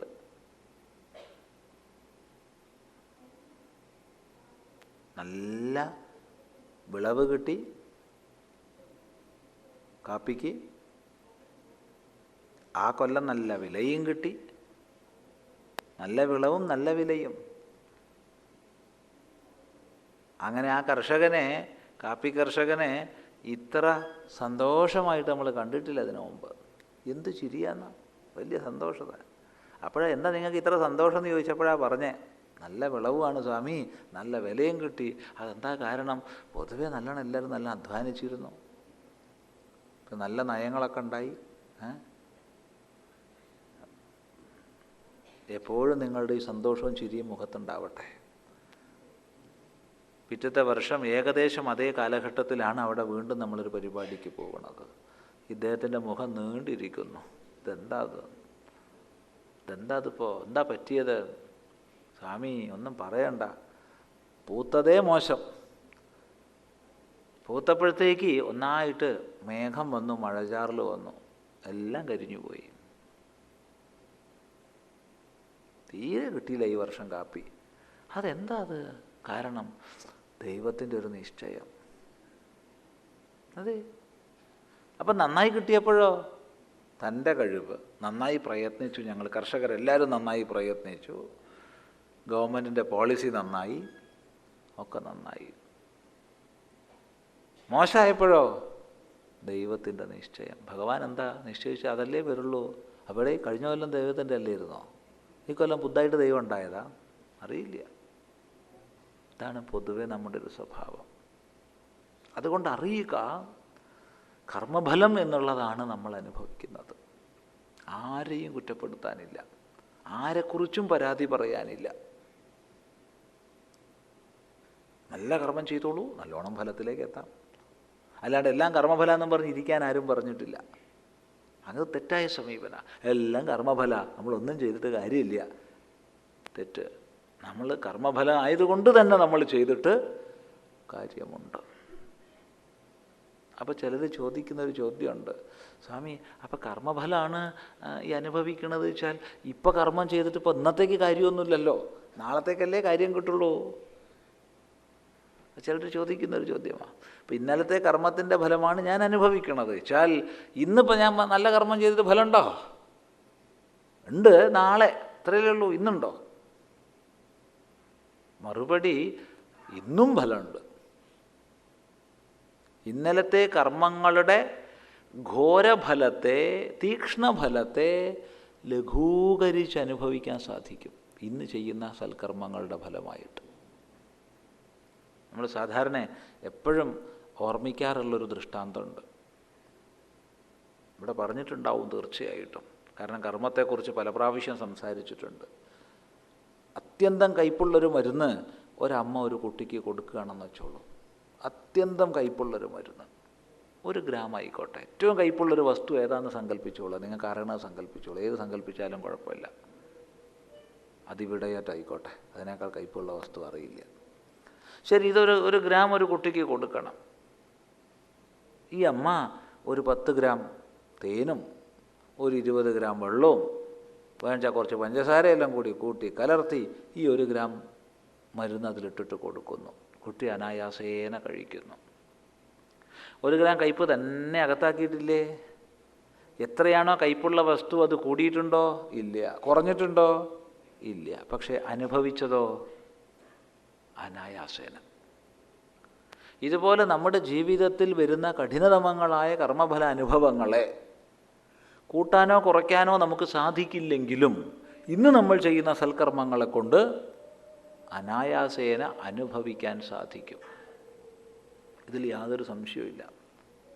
അതുകൊണ്ട് ഇതറിഞ്ഞ് പരമാവധി പുണ്യകർമ്മങ്ങളെ, സത്കർമ്മങ്ങളെ നമ്മളെല്ലാം ജീവിതത്തിൽ നിത്യവും ചെയ്യേണ്ടതാണ്. ശ്രദ്ധിക്കുക. അപ്പോൾ ഇതൊക്കെ പറഞ്ഞത് മധ്വദൻ എന്നുള്ള വാക്ക് കണ്ടുകൊണ്ടാണ്. മധുവെ അദനം ചെയ്യുന്നവൻ, കർമ്മഫലങ്ങളെ അനുഭവിക്കുന്നവൻ. ഈ കർമ്മഫലങ്ങളെ അനുഭവിക്കുന്ന ജീവാത്മാവിനെ യാതൊരാൾ, ആരെ? ആത്മാനം, ആത്മാവിനെ. യാതൊരാൾ അന്തികാത് വേദ, അരിക നിന്നറിയുന്നുവോ. ഇപ്പോൾ ദൂരെ നിന്നറിയല്ല. ദൂരെ നിന്നറിയുമ്പോൾ ഒരാളുടെ സ്വഭാവമൊന്നും ശരിക്കും അറിഞ്ഞോളണം എന്നില്ല. അതാണ്. ദൂരെ നിന്നറിയുമ്പോൾ നമ്മളൊക്കെ പലപ്പോഴും പല ബാഹ്യങ്ങളായ ഭാവങ്ങളിലൊക്കെ പെട്ടുപോകും, അല്ലേ? അതെ, അതങ്ങനെയാ. ദൂരെ നിന്നറിയുമ്പോൾ ഞാൻ പണ്ടൊരു സുന്ദരിയെ കാണാൻ പോയി. ഒരു പ്രാവശ്യം കണ്ടു, വീണ്ടും കാണണം തോന്നി, വീണ്ടും കണ്ടു. ഓരോ പ്രാവശ്യം കാണുമ്പോൾ ടിക്കറ്റ് എടുക്കണം, അതല്ലേ പ്രശ്നം. അവസാനം ഞാൻ ഈ ഗ്രീൻ റൂമിനൊക്കെ കാവൽ നിൽക്കുന്ന ആളെ മെല്ലെ പറഞ്ഞ് അയാൾക്കൊരു നല്ല ചില്ലാനൊക്കെ കൊടുത്ത് എവളെ ഒന്ന് മേക്കപ്പ് ഇല്ലാണ്ട് കാണാൻ വേണ്ടി പോയി. ഇനി ഞാൻ പോവില്ല, കഴിഞ്ഞു, ഇത്രയേ ഉള്ളൂ. അതെ, അതാ സത്യം. മറ്റത് സ്റ്റേജിൽ മേക്കപ്പും കെട്ടി വന്നു കഴിഞ്ഞാൽ ഓരോ പ്രാവശ്യം അവൾ മോഹിനിയാട്ടം കളിക്കുമ്പോഴും തനി മോഹിനിയാന്ന് എനിക്ക് തോന്നണത്. ഓരോ പ്രാവശ്യവും അവൾ മോഹിനിയാട്ടത്തിന് വരുമ്പോൾ അവൾ തനി മോഹിനി തന്നെ. വീണ്ടും കാണാൻ തോന്നുന്നു, വീണ്ടും കാണാൻ തോന്നുന്നു. ഒറ്റ പ്രാവശ്യം കണ്ടിട്ടേ ഉള്ളൂ മേക്കപ്പ് ഇല്ലാണ്ട്. ഇനി ടിക്കറ്റ് എടുത്തു തരാമെന്ന് പറഞ്ഞാലും ഞാൻ കാണാനില്ല. അത്ര അന്തികാത്. യഥാർത്ഥ സ്വരൂപം എന്തെന്ന് കാണുന്നു. യഥാർത്ഥ സ്വരൂപം ഗുരുശാസ്ത്ര ഉപദേശം അനുസരിച്ചേ കാണാൻ പറ്റൂ. അത് ഈ മായയെ വശത്താക്കി വെച്ചിരിക്കുന്നവനെ തന്നെ ആശ്രയിക്കണം. ഈ ഗ്രീൻ റൂമിൻ്റെ കാവൽക്കാരനെ തന്നെ ഒന്ന് പോയി പിടിക്കണം. അതിന് വല്ല ചില്ലാനൊക്കെ അവന് കൊടുക്കേണ്ടി വരും. അവൻ ചോദിക്കും, നീ എന്താ എനിക്ക് തരിക എന്നൊക്കെ ചോദിച്ചു എന്ന് വരും. അതൊക്കെ കൊടുക്കാൻ തയ്യാറാവണം. അപ്പോൾ അന്തിക അത് അടുത്തുനിന്ന് കാണിച്ചു തരും. ഓ, ഇത്രയുള്ളോ, കഴിഞ്ഞു. ജീവൻ്റെ സ്വരൂപം പലതും പലതുമാണെന്ന് ധരിച്ചു വെച്ചു. ഇതൊന്നും അല്ല, ഇതെല്ലാം ഉപാധിഗതങ്ങളായ ഭാവങ്ങളാണ് എന്ന് തിരിച്ചറിഞ്ഞു. പാരമാർത്ഥികമായ അനന്തസ്വരൂപത്തെ തിരിച്ചറിഞ്ഞു. അപ്പോൾ കർമ്മഫലങ്ങളെ അനുഭവിച്ച്, സുഖദുഃഖാദി ദ്വന്ദ്വങ്ങളെ അനുഭവിച്ച്, അല്ലെങ്കിൽ മാനാപമാനങ്ങളെ അനുഭവിച്ച്, ശീതോഷ്ണങ്ങളെ അനുഭവിച്ച്, സ്തുതിനിന്ദകളെ അനുഭവിച്ച്, പൂജാപരിഭവങ്ങളെ അനുഭവിച്ച്, ഇങ്ങനെ ദ്വന്ദ്വങ്ങളെ അനുഭവിച്ച് വട്ടം കറങ്ങുന്ന ജീവൻ്റെ ശരിയായ സ്വരൂപം എന്താണെന്ന് അറിഞ്ഞു. അറിഞ്ഞപ്പോഴോ ഈശാനം ഭൂതഭവ്യസ്യ, കഴിഞ്ഞതിൻ്റെയും വരാനിരിക്കുന്നതിൻ്റെയും എല്ലാം ഈശാനനാണ് ഇവനെന്നുള്ളതിനെ അറിഞ്ഞപ്പോൾ, ഈശാനനെ അറിഞ്ഞപ്പോൾ, ഈശാനൻ നിയാമകൻ, കഴിഞ്ഞതും വരാനിരിക്കുന്നതെല്ലാം നിയന്ത്രിക്കുന്നത് ഈ ഒരു സത്യസ്വരൂപൻ തന്നെയാണ് എന്ന തിരിച്ചറിവ് കൈവന്നപ്പോൾ തതഹ, ആ ദർശനത്തിൽ നിന്ന് ന വിജുഗുപ്സതേ, പിന്നെ ന വിജുഗുപ്സതേ, ന ഗോപായയിതും ഇച്ഛതി, പിന്നെ രക്ഷിക്കാൻ ഇച്ഛിക്കുന്നില്ല. അഥവാ ഘൃണാം നിന്ദാം ന കരോതി, രണ്ടർത്ഥം. പിന്നെ നിന്ദിക്കുന്നില്ല. ഒന്നുകിൽ പിന്നെ രക്ഷിക്കുന്നില്ലെന്നർത്ഥം പറയാം, അല്ലെങ്കിൽ പിന്നെ നിന്ദിക്കുന്നില്ലെന്നർത്ഥം പറയാം. രണ്ടും ശരിയാണ്. എന്താ രക്ഷിക്കുന്നില്ല എന്ന് പറഞ്ഞ അർത്ഥം? എപ്പോഴും തന്നിൽ നിന്ന് അന്യമായൊരു വസ്തുവെ കാണുമ്പോഴാണല്ലോ അതിൽ നിന്ന് രക്ഷിക്കാനുള്ളൊരു പ്രവണതയോ ഭാവനയോ ഒക്കെ ഉണ്ടാവുന്നത്. അതെന്നെ കീഴ്പ്പെടുത്തും, ഞാൻ എന്നെ കീഴ്പ്പെടുത്തുമെന്ന് നമുക്ക് തോന്നാറില്ല. തന്നിൽ നിന്ന് ഭിന്നമായി ഒന്നേ കീഴ്പ്പെടുത്തു. അതെ, എപ്പോഴും ഭയം ഉണ്ടാവുന്നത് തന്നിൽ നിന്ന് ഭിന്നമായതിനെ ദർശിക്കുന്നവനാ. തന്നിൽ നിന്ന് ഭിന്നമായിട്ട് എന്തോ ഉണ്ട്, പോരാ, അത് തന്നെ കീഴ്പ്പെടുത്തും. ഇതാണ് ഭയം. ഭയം ഉണ്ടാക്കിക്കൊണ്ടേയിരിക്കും മനസ്സ്. ഒരു വസ്തു ഇല്ലെങ്കിൽ വേറൊരു വസ്തു, ഒരു വ്യക്തി ഇല്ലെങ്കിൽ വേറൊരു വ്യക്തി. അപ്പം എവിടെ ദ്വന്ദ്വം കാണുന്നുണ്ടോ അവിടെയൊക്കെ ഭയസാധ്യത ഉണ്ട്. അതാണ് ഉപനിഷത്ത് പറയുന്നുണ്ട്, അഥ ഉദരമന്തരം കുരുതേ തസ്യ ഭയം ഭവതി. ചെറിയൊരു വ്യത്യാസം ഈ അദ്വൈതനിഷ്ഠയിൽ വരുത്തുകയാണോ അവന് ഭയം ഉണ്ടാവും. ആ ചെറിയ അന്തരം ഉപാസ്യ ദേവതയാണെങ്കിൽ പോലും ഭയസാധ്യതയുണ്ട്. പ്രിയപ്പെട്ട ആളായാലും ഭയസാധ്യതയുണ്ട്. അച്ഛനായാലും അമ്മയായാലും ഭർത്താവായാലും ഭാര്യയായാലും കുട്ടിയായാലും ഒക്കെ ഭയസാധ്യതയുണ്ട്. തന്നിൽ നിന്ന് അന്യമായിരിക്കുന്ന കാലത്തോളം ഭയസാധ്യതയുണ്ട്. ഇപ്പം അവരനുകൂലമായിരിക്കുന്നു എന്നേ ഉള്ളൂ. എപ്പോഴാണ് അവരെനിക്ക് വിപരീതമാവുക എന്ന് പറയാൻ വയ്യ. അതെ, ഉപാസ്യ ദേവതയായാലും അങ്ങനെ തന്നെയാണ്. ഇപ്പം ഞാൻ ഉപാസനയിലൂടെയൊക്കെ തൃപ്തിപ്പെടുത്തി വെക്കുമ്പോൾ തരക്കേടില്ല, അനുഗ്രഹ ബുദ്ധിയോടുകൂടിയുണ്ട്. എപ്പോഴാണ് വിപരീതമാവുക എന്ന് പറയാൻ വയ്യ. അതുകൊണ്ട് തന്നിൽ നിന്ന് ഭിന്നമായി എന്തിനെ കാണുന്നുണ്ടോ അവിടെ ഭയസാധ്യതയുണ്ട്.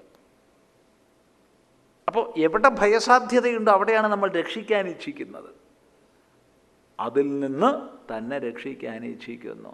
തന്നിൽ നിന്ന് ഭിന്നമായി ഒന്നില്ലെന്ന് അറിയുന്നവൻ എന്തിൽ നിന്ന് രക്ഷിക്കാൻ ഇച്ഛിക്കുന്നു? ചിന്തിക്കുക. അതുകൊണ്ട് ന വിജുഗുപ്സതേ, അല്ലെങ്കിൽ നിന്ദിക്കുന്നില്ല. എപ്പോഴും തന്നിൽ നിന്ന് ഭിന്നമായതിനെയാണ് നിന്ദിക്കുന്നത്. അതെ, സ്വരൂപത്തെ ആരും നിന്ദിക്കില്ല, സ്വരൂപനിന്ദയില്ല.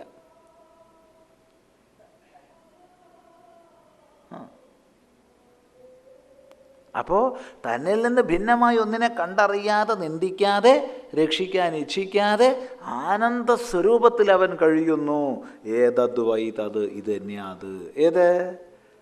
ഈ കർമ്മഫലങ്ങളെയെല്ലാം അനുഭവിക്കുന്ന സ്വരൂപം എന്തോ അത് തന്നെയാണ് അത്. ഇതാണ് അത്. ഈ രീതിയിൽ വിചാരം ചെയ്യൂ. അപ്പോൾ ഇതിനെ അറിയുമ്പോൾ സർവ്വദുഃഖങ്ങൾക്കും ഉപരിയെത്തുന്നു. ഈ ഭാഗം നമുക്ക് ഇങ്ങനെ മനസ്സിലാക്കി എളുപ്പം പോവാം. കാരണം പറഞ്ഞ തന്നെയാണ്, പുതുതായിട്ടൊരു വിഷയമില്ല. ഈശം ഖേനം എന്നിവ പഠിച്ചു കഠത്തിൽ ഈ ഭാഗത്ത് എത്തുമ്പോഴത്തേക്ക് ഇതൊക്കെ പറഞ്ഞ വിഷയം തന്നെയാണ്. മന്ത്രം മനസ്സിലാക്കി മുന്നോട്ട് പോവുക വേണ്ടു. ആർക്കെങ്കിലും വേഗത കൂടി എന്ന് തോന്നുന്നുണ്ടെങ്കിൽ പറയുക, അപ്പം നമുക്കൊന്ന് കുറയ്ക്കാൻ പറ്റും. ശരി. യഃ പൂർവം തപസോ ജാതം അദ്ഭ്യപൂർവമജായത ഗുഹാം പ്രവിശ്യ തിഷ്ഠന്തം യോ ഭൂതേഭിർവ്യപശ്യത ഏതദ്വൈ തത്. ഇപ്പോൾ പരമമായ ആത്മബ്രഹ്മൈക്യമാണ് പറഞ്ഞത്. ഈ ആത്മബ്രഹ്മൈക്യത്തെ തന്നെ ജീവേശ്വരൈക്യം എന്നും പറയാം. വളരെ ശ്രദ്ധിക്കുക. കാരണം ജീവൻ്റെ സ്വരൂപം എന്തെന്ന് പറഞ്ഞപ്പോൾ ജീവഭാവത്തിനപ്പുറത്ത് ആത്മഭാവത്തിലേക്ക് പോയി. പക്ഷേ ആത്മഭാവത്തെ പറയുമ്പോൾ ഒരു വ്യഷ്ടിതലം അവിടെയുണ്ട്. ഞാൻ എന്നുള്ള വ്യഷ്ടിതലമുണ്ട്. മൊത്തം സമഷ്ടി തലത്തിലാണ് ഈശ്വരൻ. ഈശ്വരൻ്റെ സ്വരൂപം എന്തെന്ന് അന്വേഷിച്ചപ്പോൾ ബ്രഹ്മം എന്ന് പറഞ്ഞു. അപ്പോൾ വ്യഷ്ടിതലത്തിൽ ജീവൻ, സമഷ്ടിതലത്തിൽ ഈശ്വരൻ, അഥവാ ആത്മാ ബ്രഹ്മം. അപ്പോൾ ഈ ആത്മബ്രഹ്മൈക്യമാണ് സംശയരഹിതമായ ഭാഷയിൽ ഇപ്പോൾ പറഞ്ഞു കഴിഞ്ഞത്. അതന്നെ ഇനി പറയാൻ പോണതും. പക്ഷെ മധ്യേ മധ്യേ ഈ ആത്മതത്വവും ബ്രഹ്മതത്വവും എന്ന പോലെ ജീവതത്വവും ഈശ്വരതത്വവും ഒന്നാണെന്ന് ഇടയ്ക്കിടെ ആചാര്യൻ പറഞ്ഞു തരും. മാത്രവുമല്ല, ഈശ്വരനിൽ ലിംഗഭേദം കൽപ്പിക്കാവതല്ല, പുരുഷനെന്നോ സ്ത്രീയെന്നോ പറയാവതല്ല. അപ്പോൾ പുരുഷൻ എന്ന് പറഞ്ഞാലോ സ്ത്രീ എന്നും പറയാം. ഇതും ഇടയ്ക്കിടെ ബോധിപ്പിക്കും. ഈ തത്വത്തെയാണ് അടുത്ത 2 മന്ത്രങ്ങൾ ശ്രദ്ധിച്ചാൽ നമുക്ക് മനസ്സിലാവുക. നോക്കൂ. യഃ പൂർവം തപസോ ജാതം അദ്ഭ്യഃ പൂർവമജായത ഗുഹാം പ്രവിശ്യ തിഷ്ഠന്തം യോ ഭൂതേഭിർവ്യപശ്യത ഏതദ്വൈ തത്. പുല്ലിംഗത്തിൽ പറഞ്ഞു. തൊട്ടടുത്ത മന്ത്രം സ്ത്രീലിംഗത്തിൽ യാ പ്രാണേന സംഭവത്യതിഥിർദേവതാമയീ ഗുഹാം പ്രവിശ്യ തിഷ്ഠന്തീം യാ ഭൂതേഭിർവ്യജായത ഏതദ്വൈ തത്. നോക്കൂ. യഃ പൂർവം തപസഃ ജാതം. യഹ യാതൊരാൾ പൂർവം, പൂർവം മുമ്പ്, ആദ്യം, തപസഃ ജാതം തപസ്സിൽ നിന്ന് ജനിച്ചതായിട്ട് യാതൊന്നുണ്ടോ? എന്തിൻ്റെ പൂർവം? അദ്ഭ്യ പൂർവം, അപ്പുകൾക്കും മുമ്പിലായിട്ട്.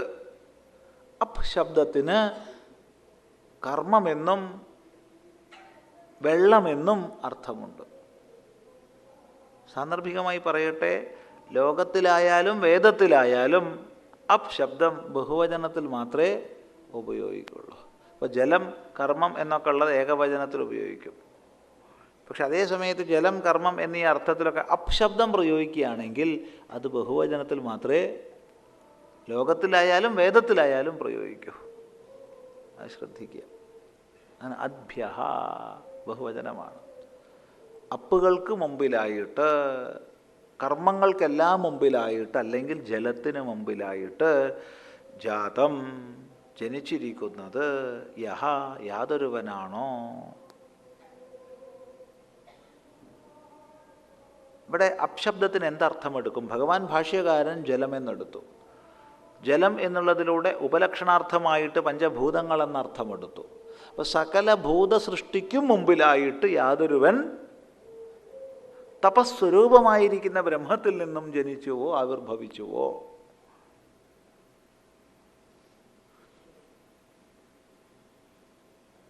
ഈ പ്രപഞ്ചത്തിൻ്റെ സൃഷ്ടി, സ്ഥിതി, സംഹാരം തുടങ്ങിയ സകല വ്യവഹാരങ്ങളെയും ചെയ്യുന്ന ഈശ്വരഭാവത്തിൽ യാതൊരുവനുണ്ടോ? ശ്രദ്ധിക്കണേ. അവിടെ നേരത്തെ പറഞ്ഞു ആത്മബ്രഹ്മൈക്യം. ബ്രഹ്മ എപ്പോഴും നപുംസകലിംഗത്തിലാണ് പറയുക. എന്നാൽ അതേ തത്വത്തെ ജീവേശ്വരൈക്യം എന്ന് പറയുമ്പോൾ ഈശ്വരൻ എന്നുള്ള തലത്തിൽ നമ്മൾ പറയും. ഈശ്വരൻ എന്നുള്ള തലം വരുമ്പോഴോ ജഗത്തിൻ്റെ സൃഷ്ടി, സ്ഥിതി, സംഹാരം ഇതൊക്കെ ഉണ്ട്. അവിടെ മായികമായ ഉപാധിയുണ്ട്, വ്യവഹാരമുണ്ട്, സമഷ്ടി അഭിമാനമുണ്ട്. ഇതൊക്കെ ഈശ്വരനിൽ ശ്രദ്ധിക്കണം. ഇനി ഈശ്വരൻ്റെ സ്വരൂപം എന്താണെന്ന് ആലോചിച്ചപ്പോൾ ബ്രഹ്മമാണെന്ന് പറഞ്ഞു.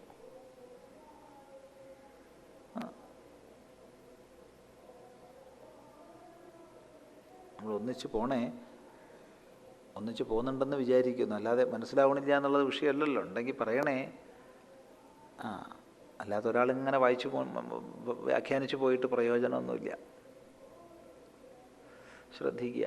അപ്പോൾ തപലക്ഷണമായ ബ്രഹ്മത്തിൽ നിന്നും സകല കർമ്മങ്ങൾക്കും മുമ്പിലായി, അഥവാ സകല പഞ്ചഭൂത സൃഷ്ടിക്കും മുമ്പിലായി യാതൊരാൾ ജനിച്ചുവോ, ജനിച്ചിട്ടോ ഗുഹാം പ്രവിശ്യ തിഷ്ഠന്തം, ഗുഹയിൽ പ്രവേശിച്ചിരിക്കുന്ന അവനെ, യഹ യാതൊരാൾ ഭൂതേഭിർവ്യപശ്യത, ഭൂതങ്ങളെ കൊണ്ട് കാണുന്നുവോ, ഭൂതങ്ങളോടുകൂടെ കാണുന്നുവോ, ഭൂതങ്ങളോടുകൂടെ നിലനിൽക്കുന്നതായി യാതൊരാൾ കാണുന്നുവോ,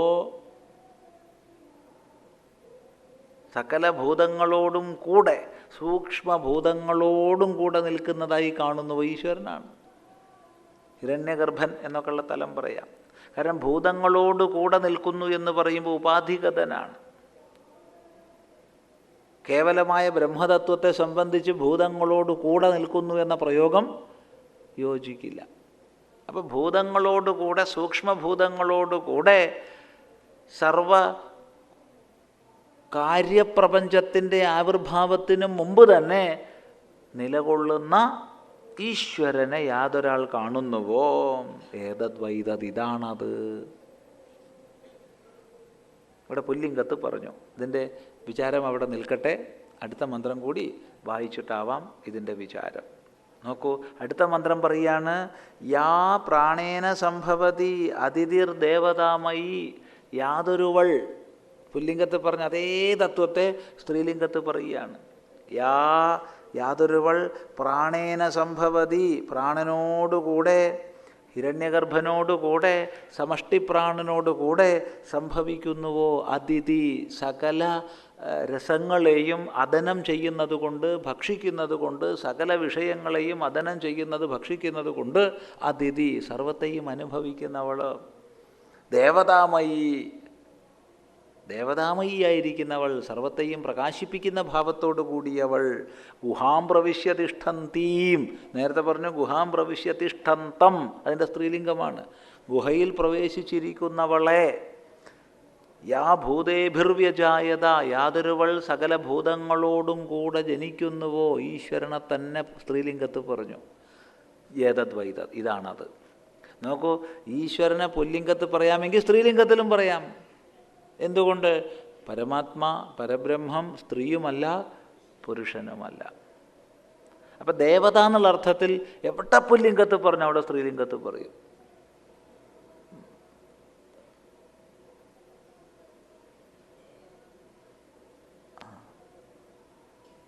അത് ഈ ശബരിമലയിലേക്കൊക്കെ പോണ പ്രധാന സീസണായി കഴിഞ്ഞു. ഇപ്പോൾ ഇന്ന് തൊട്ട് അതിൽ ശരണമൊക്കെ വിളിച്ച് പോണത് ശ്രദ്ധിച്ചാൽ മനസ്സിലാവും. ഈ തത്വം അതിൽ ഉണ്ട്. അറിഞ്ഞിട്ടാണെങ്കിലും അറിഞ്ഞിട്ടല്ലെങ്കിലും ഉടനെ പുല്ലിംഗത്ത് പറയും, ഉടനെ സ്ത്രീലിംഗത്തിലും പറയും. കേട്ടില്ല, ഭഗവാനെ, ഭഗവതിയെ എന്നൊക്കെ പറയും, ദേവനെ, ദേവിയെ എന്നൊക്കെ പറയും. നല്ലതാ, അങ്ങനെ പറയട്ടെ, നല്ലണം. കാരണം ദേവനായി കൽപ്പിക്കാമെങ്കിൽ ദേവിയായും കൽപ്പിക്കാം. ഈശ്വരൻ പുല്ലിംഗത്വേന കൽപ്പിക്കപ്പെടാമെങ്കിൽ അതേപോലെ സ്ത്രീലിംഗത്വേന കൽപ്പിക്കപ്പെടാം. പരമാത്മാ ന സ്ത്രീ ന പുമാൻ, സ്ത്രീയുമല്ല പുമാനുമല്ല. അപ്പം ഈ ഈശ്വരഭാവം ഒരേപോലെ തൊട്ടടുത്ത മന്ത്രങ്ങളിൽ പുല്ലിംഗത്തിലും സ്ത്രീലിംഗത്തിലും കൽപ്പിച്ചത് ശ്രദ്ധിക്കുക. അപ്പം എങ്ങനെ മനസ്സിലാക്കണം? തപസ്സിൽ നിന്നും, തപോലക്ഷണമായ ബ്രഹ്മത്തിൽ നിന്നും യഹ അഭ്യപൂർവം ജാതം, ജലം എന്നുള്ളതിന് മുമ്പ് ജനിച്ചിരിക്കുന്നുവോ, ജലം എന്നുള്ളത് പഞ്ചഭൂതങ്ങളുടെ ഉപലക്ഷണാർത്ഥമായിട്ടാണ്, അല്ലെങ്കിൽ സൃഷ്ടിസ്ഥിതി സംഹാരങ്ങളാകുന്ന സകല കർമ്മങ്ങൾക്കും മുമ്പിൽ യാതൊന്ന് ജനിച്ചിരിക്കുന്നു. ഈ കർമ്മങ്ങളെല്ലാം ഈശ്വരനിൽ നിന്നാകുന്നു. ഈശ്വരനിൽ ശേഷമാണ് ഇതെല്ലാം കർമ്മങ്ങൾ. ഈശ്വരനിൽ നിന്നാണ് സൃഷ്ടിസ്ഥിതി സംഹാരങ്ങളൊക്കെ. അപ്പം കർമ്മങ്ങൾക്ക് മുമ്പ് ആവിർഭവിച്ചവനാരോ, അഥവാ പഞ്ചഭൂതങ്ങൾക്ക് മുമ്പ് ആവിർഭവിച്ചവനാരോ, അവൻ എവിടെ ഇരിക്കണേ? ഗുഹാം പ്രവിശ്യതിഷ്ഠന്തം, ഗുഹയെ പ്രവേശിച്ചിരിക്കുന്നുവോ. ഏതാ ഗുഹ എന്നൊക്കെ പല പ്രാവശ്യം ഇവിടെ പറഞ്ഞതാണ്. അപ്പം ഈശ്വരനെ എവിടെ അന്വേഷിക്കണം? ഗുഹയിൽ അന്വേഷിക്കണം. തൻ്റെ തന്നെ വ്യക്തിത്വത്തിൻ്റെ ഉള്ളറകളിലേക്ക് ആഴ്ന്നിറങ്ങി ഗുഹാന്വേഷണം നടത്തണം.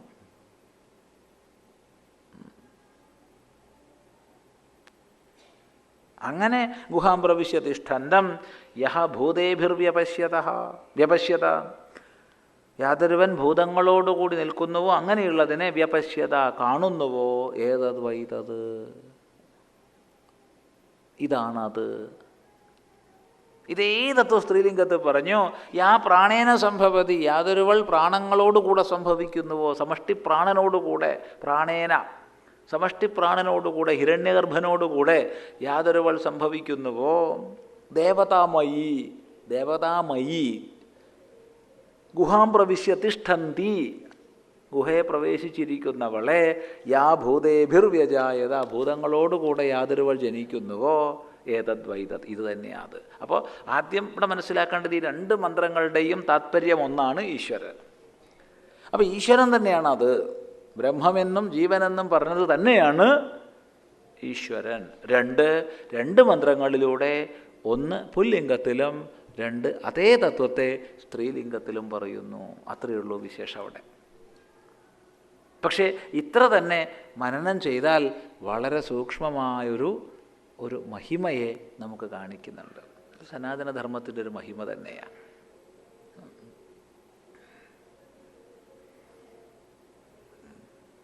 ഈ പരമേശ്വരൻ അല്ലെങ്കിൽ പരമമായ ഈശ്വരത്വത്തെ നമുക്ക് ലിംഗത്തിന് അതീതമായിട്ട് വേണം ചർച്ച ചെയ്യാൻ.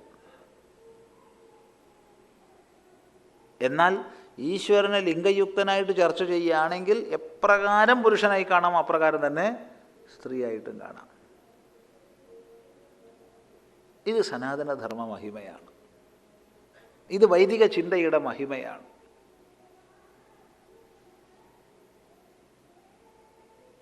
മറ്റെല്ലായിടത്തും ഈശ്വരൻ പുരുഷനാണ്.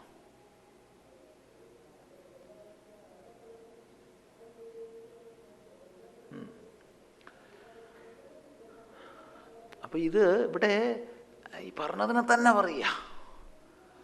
എങ്ങനെയെങ്കിലും ഒന്ന് മനനം ചെയ്യാൻ സാധിക്കട്ടെ നമുക്ക്. അതാണ് ഋഷിയുടെ വിചാരം.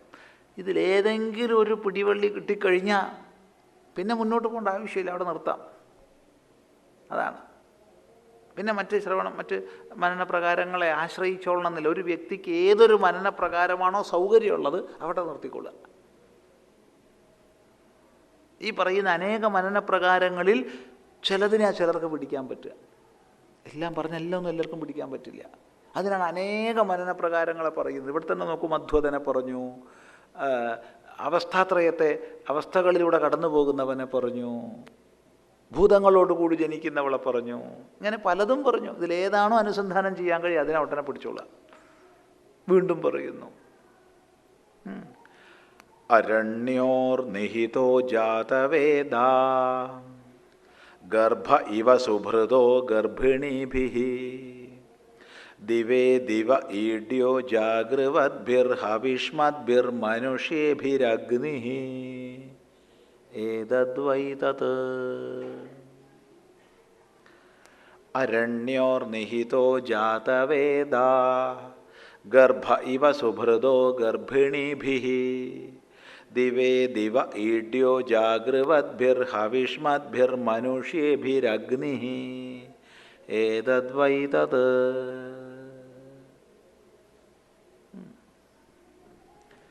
അരണ്യോർനിഹിതഃ, അരണ്യോഹോ രണ്ട് അരണികൾക്കുള്ളിൽ. അപ്പം നമ്മൾ മനസ്സിൽ കാണേണ്ടത് രണ്ടരണി, ഒരു ഉത്തരാരണിയും ഒരു അധരാരണിയും. അധരാരണിക്ക് തന്നെ അധമാരണി എന്നും പറയും. അപ്പം മുകളിലും താഴെയുള്ള രണ്ടരണി. ഈ രണ്ടരണി നല്ലപോലെ ഘർഷണം ചെയ്താൽ അതിൽ നിന്ന് അഗ്നി പ്രകടമാകുന്നു. അരണി കടഞ്ഞ് അഗ്നി ഉണ്ടാക്കുന്നു.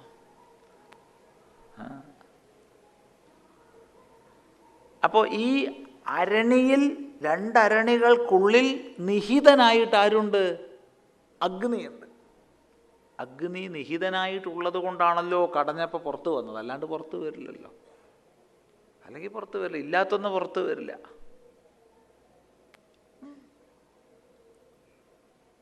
ഉള്ളതേ പുറത്ത് വരും.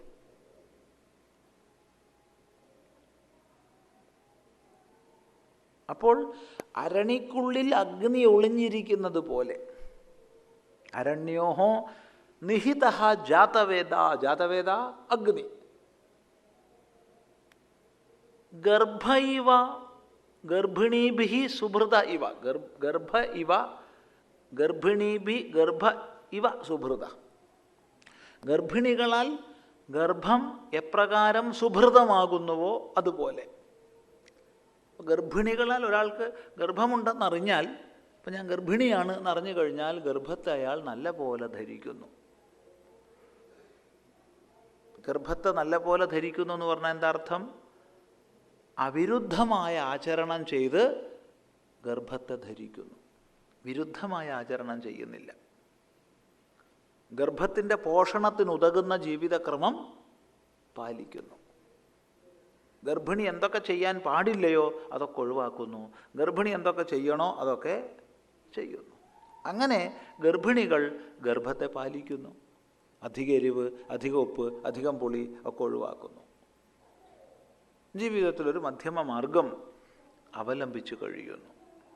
എപ്പോഴും നല്ല സങ്കല്പം ഊട്ടിയുറപ്പിക്കുന്നു. തൻ്റെ ഗർഭം നല്ലൊരു സന്താനമായി തീരണമേ, നല്ലൊരു സന്താനമായി തീരണമേ എന്ന് ശുഭമായ സങ്കല്പം കൊണ്ട് ഗർഭത്തെ പോഷിപ്പിക്കുന്നു. അങ്ങനെ ഗർഭിണീഭി, ഗർഭിണികളാൽ, ഗർഭ സുഭൃത ഇവ, ഗർഭം നല്ലതുപോലെ ധരിക്കപ്പെടുന്നത് പോലെ, ദിവേ ദിവേ ഇഡ്യഹ, ദിവസവും ദിവസവും സ്തുതിക്കപ്പെടുന്നു അഗ്നി. ദിവസവും ദിവസവും സ്തുതിക്കപ്പെടുന്നുണ്ട് അഗ്നി. ഏതഗ്നി? അരണ്യോഹോ നിഹിത, അരണ്യകളിൽ നിഹിതനായിരിക്കുന്ന അഗ്നി ദിവസവും ദിവസവും സ്തുതിക്കപ്പെടുന്നു. വേദമന്ത്രങ്ങളെ കൊണ്ട് സ്തുതിക്കപ്പെടുന്നു. വേദത്തിൻ്റെ ആദ്യം തന്നെ അഗ്നിയാണ് സ്തുതിക്കണത്. അഗ്നി കഴിഞ്ഞ് പിന്നെ ആരെയും സ്തുതിക്കണുള്ളൂ. അഗ്നിമയുടെ പുരോഹിതം പറഞ്ഞും കൊണ്ടാ സംഹിത ആരംഭിക്കുന്നത് തന്നെ.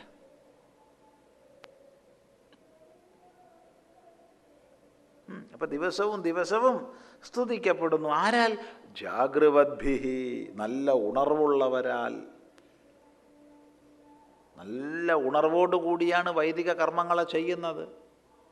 അഗ്നി ഉണർവോടുകൂടെ പരിപാലിക്കപ്പെടുന്നു. ഉണർവുള്ളവരാൽ പരിപാലിക്കപ്പെടുന്നു, ഉറക്കം തൂങ്ങികളല്ല. വൈദിക കർമ്മങ്ങൾ ഉറക്കം തൂങ്ങികൾക്ക് ചെയ്യാൻ സാധിക്കില്ല. നല്ല ഉണർവുള്ളവർ. ജാഗൃവദ്ഭിഹി ഹവിഷ്മദ്ഭിഹി, ഹവിസുള്ളവരാൽ. അർപ്പിക്കാൻ അവർ ഹവിസ് തയ്യാറാക്കുന്നു. അഗ്നി പ്രകടമായി കഴിഞ്ഞാൽ ഉടനെ ഹവിസ് അർപ്പിക്കണം. അഗ്നി പ്രകടമായി, ഹവിസില്ല പറഞ്ഞാൽ നീ എന്തിനു പ്രകടമാക്കി എന്ന് ചോദിക്കും. ഒരാളെ വിളിച്ചുണർത്തിയിട്ട് ഞാൻ കൈ കഴുകി വരട്ടെ, കൈയൊക്കെ കഴുകി വരുമോ പറഞ്ഞു. കൈ കഴുകി വന്നപ്പോൾ ഭക്ഷണം ഇല്ലല്ലോ, പിന്നെ എന്തിനാണ് കൈ കഴുകാൻ പറഞ്ഞേ? അതെ, അത് പറ്റില്ല. അപ്പോൾ എന്താണെന്ന് വെച്ചാൽ അഗ്നിയെ നമ്മൾ ഉണർത്തി കഴിഞ്ഞാൽ അതിന് കൊടുക്കാനുള്ളത് ആദ്യം തയ്യാറാക്കി വെക്കുന്നു. അപ്പോൾ ഹവിസോട് കൂടിയവരാണ്. ഹവിഷ്മദ്ഭിഹി മനുഷ്യേഭിഹി, മനുഷ്യന്മാരാൽ. എല്ലാ മനുഷ്യന്മാർക്കും ഇങ്ങനെയുള്ള അഗ്നിക്രിയ ചെയ്യാൻ അധികാരമുണ്ട്. എല്ലാ മനുഷ്യന്മാർക്കും അധികാരമുണ്ട്. ഇത് മനസ്സിലാക്കണം. അത് പഞ്ചമഹായജ്ഞങ്ങളെക്കുറിച്ച് പറഞ്ഞപ്പോൾ, ദിവസവും ഹോമം ചെയ്യണം നമ്മളെ വീട്ടിൽ നിന്ന് പറഞ്ഞപ്പോൾ ഒരാൾ പറഞ്ഞു അതിന് തിരുമേനി കിട്ടാൻ പണിയാണെന്ന്. നമ്മൾ ചോദിച്ചു തൻ്റെ മേനി എന്തടോ? തൻ്റെ മേനി, നിൻ്റെ മേനി എന്താണ്? തിരുമേനി, വേറൊരു തിരുമേനി ഉണ്ടോ? ഗുരുദേവൻ പറഞ്ഞിട്ടുണ്ട്, പുണർന്ന് പെറുമെല്ലാവരും. ശ്രീനാരായണ ഗുരുദേവൻ പറഞ്ഞതാണ്, പുണർന്ന് പെറുമെല്ലാവരും. എല്ലാവരും പ്രസവിക്കണത് സ്ത്രീയും പുരുഷനും പുണർന്നിട്ടാണ്. അതിന് പ്രത്യേക നിയമമൊന്നുമില്ല. ബ്രാഹ്മണൻ്റെ പുണറിലൊന്ന് വേറെ, ക്ഷത്രിയൻ്റെ പുണറിലൊന്ന് വേറെ, വൈശ്യൻ്റെ പുണറിലൊന്ന് വേറെ ഇല്ല. പുണർന്ന് പെറുമെല്ലാവരും. അപ്പം എല്ലാവരും തിരുമേനി തന്നെയാണ്. അല്ലാണ്ട് എന്ത് മേനിയാ പിന്നെ? വേറെ വല്ലതും ഉണ്ടോ? പിന്നെ ബ്രാഹ്മണനാവണം, ശാസ്ത്രം പഠിക്കണം, വേദം പഠിക്കണം. വേദം പഠിച്ചുകൊണ്ട് മാത്രം ബ്രാഹ്മണനാവില്ല. സത്വഗുണപ്രധാനമായ ജീവിതചര്യ പാലിക്കണം. പൂണൂലിട്ടുകൊണ്ട് ബ്രാഹ്മണനാവില്ല. അപ്പം ഞാൻ പറയാം, ഞാൻ ബ്രാഹ്മണനല്ല, ഇനിയിപ്പോൾ പൂണൂലിട്ടിട്ട് ഞാൻ ബ്രാഹ്മണനാവാൻ പോവുകയാണ്. പൂണൂലിട്ടാൽ ബ്രാഹ്മണനാവില്ല. അതിനനുസരിച്ച് ജീവിതക്രമവും സംസ്കാരവും പാലിക്കുകയും നിലനിർത്തുകയും വേണം. അല്ലാണ്ട് ഇന്ന് പൂണൂലിട്ടു നാളെ ഗോമാതാവിനെ സഞ്ചിയിൽ തൂക്കി കൊണ്ടുവരികയും ചെയ്യുക, അത് പറ്റില്ല. അത് ശ്രദ്ധിക്കണം. അതേ സമയത്ത് ബ്രാഹ്മണ്യത്തിലേക്ക് ഉയരാൻ എല്ലാവർക്കും അധികാരമുണ്ട്. ഏതൊരു ബ്രാഹ്മണനും പതിച്ചു പോകാനുള്ള അധികാരവും ഉണ്ട്. അതുകൊണ്ടാണ് മനു തൻ്റെ സ്മൃതിയിൽ പറഞ്ഞത്, ശൂദ്രോ ബ്രാഹ്മണതാമേതി ബ്രാഹ്മണോ യാതി ശൂദ്രതാം. ശൂദ്രൻ ബ്രാഹ്മണനാകും, ബ്രാഹ്മണൻ ശൂദ്രനുമാകും. മനുവാ പറഞ്ഞത്. ജാതീയമായ ഉച്ചനീചത്വത്തിൻ്റെ പേരിൽ ഏറ്റവും ചീത്തപ്പറ്റ് കേട്ട ആളാണ് മനു. ഇങ്ങനെ ദുഷിപ്പ് പറയുന്നവർ മനുവെ സമഗ്രമായി പൂർണ്ണമായി വായിച്ചിട്ടുണ്ടോ എന്ന് ചോദിച്ചാൽ രഹസ്യമായി പറയും, അതൊന്നുമില്ല, ഞാൻ അവിടുന്ന് ഉദ്ധരിക്കപ്പെട്ടതൊക്കെ വായിച്ചിട്ടുള്ളൂ. 2800 ചില്ലാൻ ശ്ലോകങ്ങളൊന്നും ഞാൻ വായിച്ചിട്ടില്ല. എങ്കിൽ ശ്രദ്ധിക്കുക, മനുവെ ദുഷിക്കുന്നതിന് മുമ്പ് ആദ്യം മനുസ്മൃതി മുഴുവനൊന്ന് വായിച്ചു നോക്കുക. ഇത് പ്രധാനമാണ്. ശരി, ഇരിക്കട്ടെ. അപ്പോൾ ഏതായാലും കൊള്ളാം. പറഞ്ഞത് മനുഷ്യന്മാർക്കൊക്കെ തന്നെ അഗ്നിക്രിയ ചെയ്യാൻ അധികാരമുണ്ട്. മനുഷ്യേഭിഹി, മനുഷ്യന്മാരാൽ. എങ്ങനെയുള്ള മനുഷ്യന്മാരാൽ? ഹവിഷ്മദ്ഭിഹി, ഹവിസുള്ളവരാൽ. എങ്ങനെയുള്ളവരാൽ? ജാഗൃവദ്ഭിഹി, ഉണർന്നിരിക്കുന്നവരാൽ. ദിവേ ദിവേ ഇഡ്യ, ദിവസവും ദിവസവും സ്തുതിക്കപ്പെടുന്നു. ആര്? അഗ്നിഹി. ഏതഗ്നിഹി? അരണ്യോഹോ നിഹിതഃ. ഏതുപോലെ? ഗർഭിണീഭിഹി ഗർഭ ഇവ സുഹൃത. ഗർഭിണികളാൽ ഗർഭം നല്ലതുപോലെ ധരിക്കപ്പെടുന്നത് പോലെ ഇങ്ങനെയുള്ള കർമ്മികളാൽ അഗ്നി നല്ലതുപോലെ ധരിക്കപ്പെടുന്നു. ഏതദ് വൈതത്, ഇതാണത്. ഇതെങ്ങനെയാ ഇത് അതാവുക? ഈ ഉപാസ്യമായിരിക്കുന്ന അഗ്നിയാണ് ബ്രഹ്മം. ഈശ്വരനാണ് ബ്രഹ്മം എന്ന് നേരത്തെ പറഞ്ഞു. ഇപ്പം പറയാണ് ദേവതയാണ് ബ്രഹ്മം. അഗ്നി ദേവതയാണ്. ദേവതയിൽ ബ്രഹ്മദൃഷ്ടി. ആദ്യം കേവലമായ ബ്രഹ്മം പറഞ്ഞു, ജീവൻ തന്നെ ബ്രഹ്മം എന്ന് പറഞ്ഞു, ഈശ്വരൻ ഈശ്വരി തന്നെ ബ്രഹ്മം എന്ന് പറഞ്ഞു, ഇപ്പം പറഞ്ഞു അഗ്നിദേവത തന്നെ ബ്രഹ്മമെന്ന്. ശ്രദ്ധിക്കുക. ഇങ്ങനെ അങ്ങോട്ട് ദൃഷ്ടി വ്യാപിപ്പിച്ചു കഴിഞ്ഞാൽ സർവം ഖലു ഇദം ബ്രഹ്മ, എല്ലാം ബ്രഹ്മമാണെന്ന ദൃഷ്ടി കൈവരും. അതിലേക്ക് നമുക്ക് ക്രമികമായി ചിന്തയെ ചെയ്യാം. സന്തോഷം.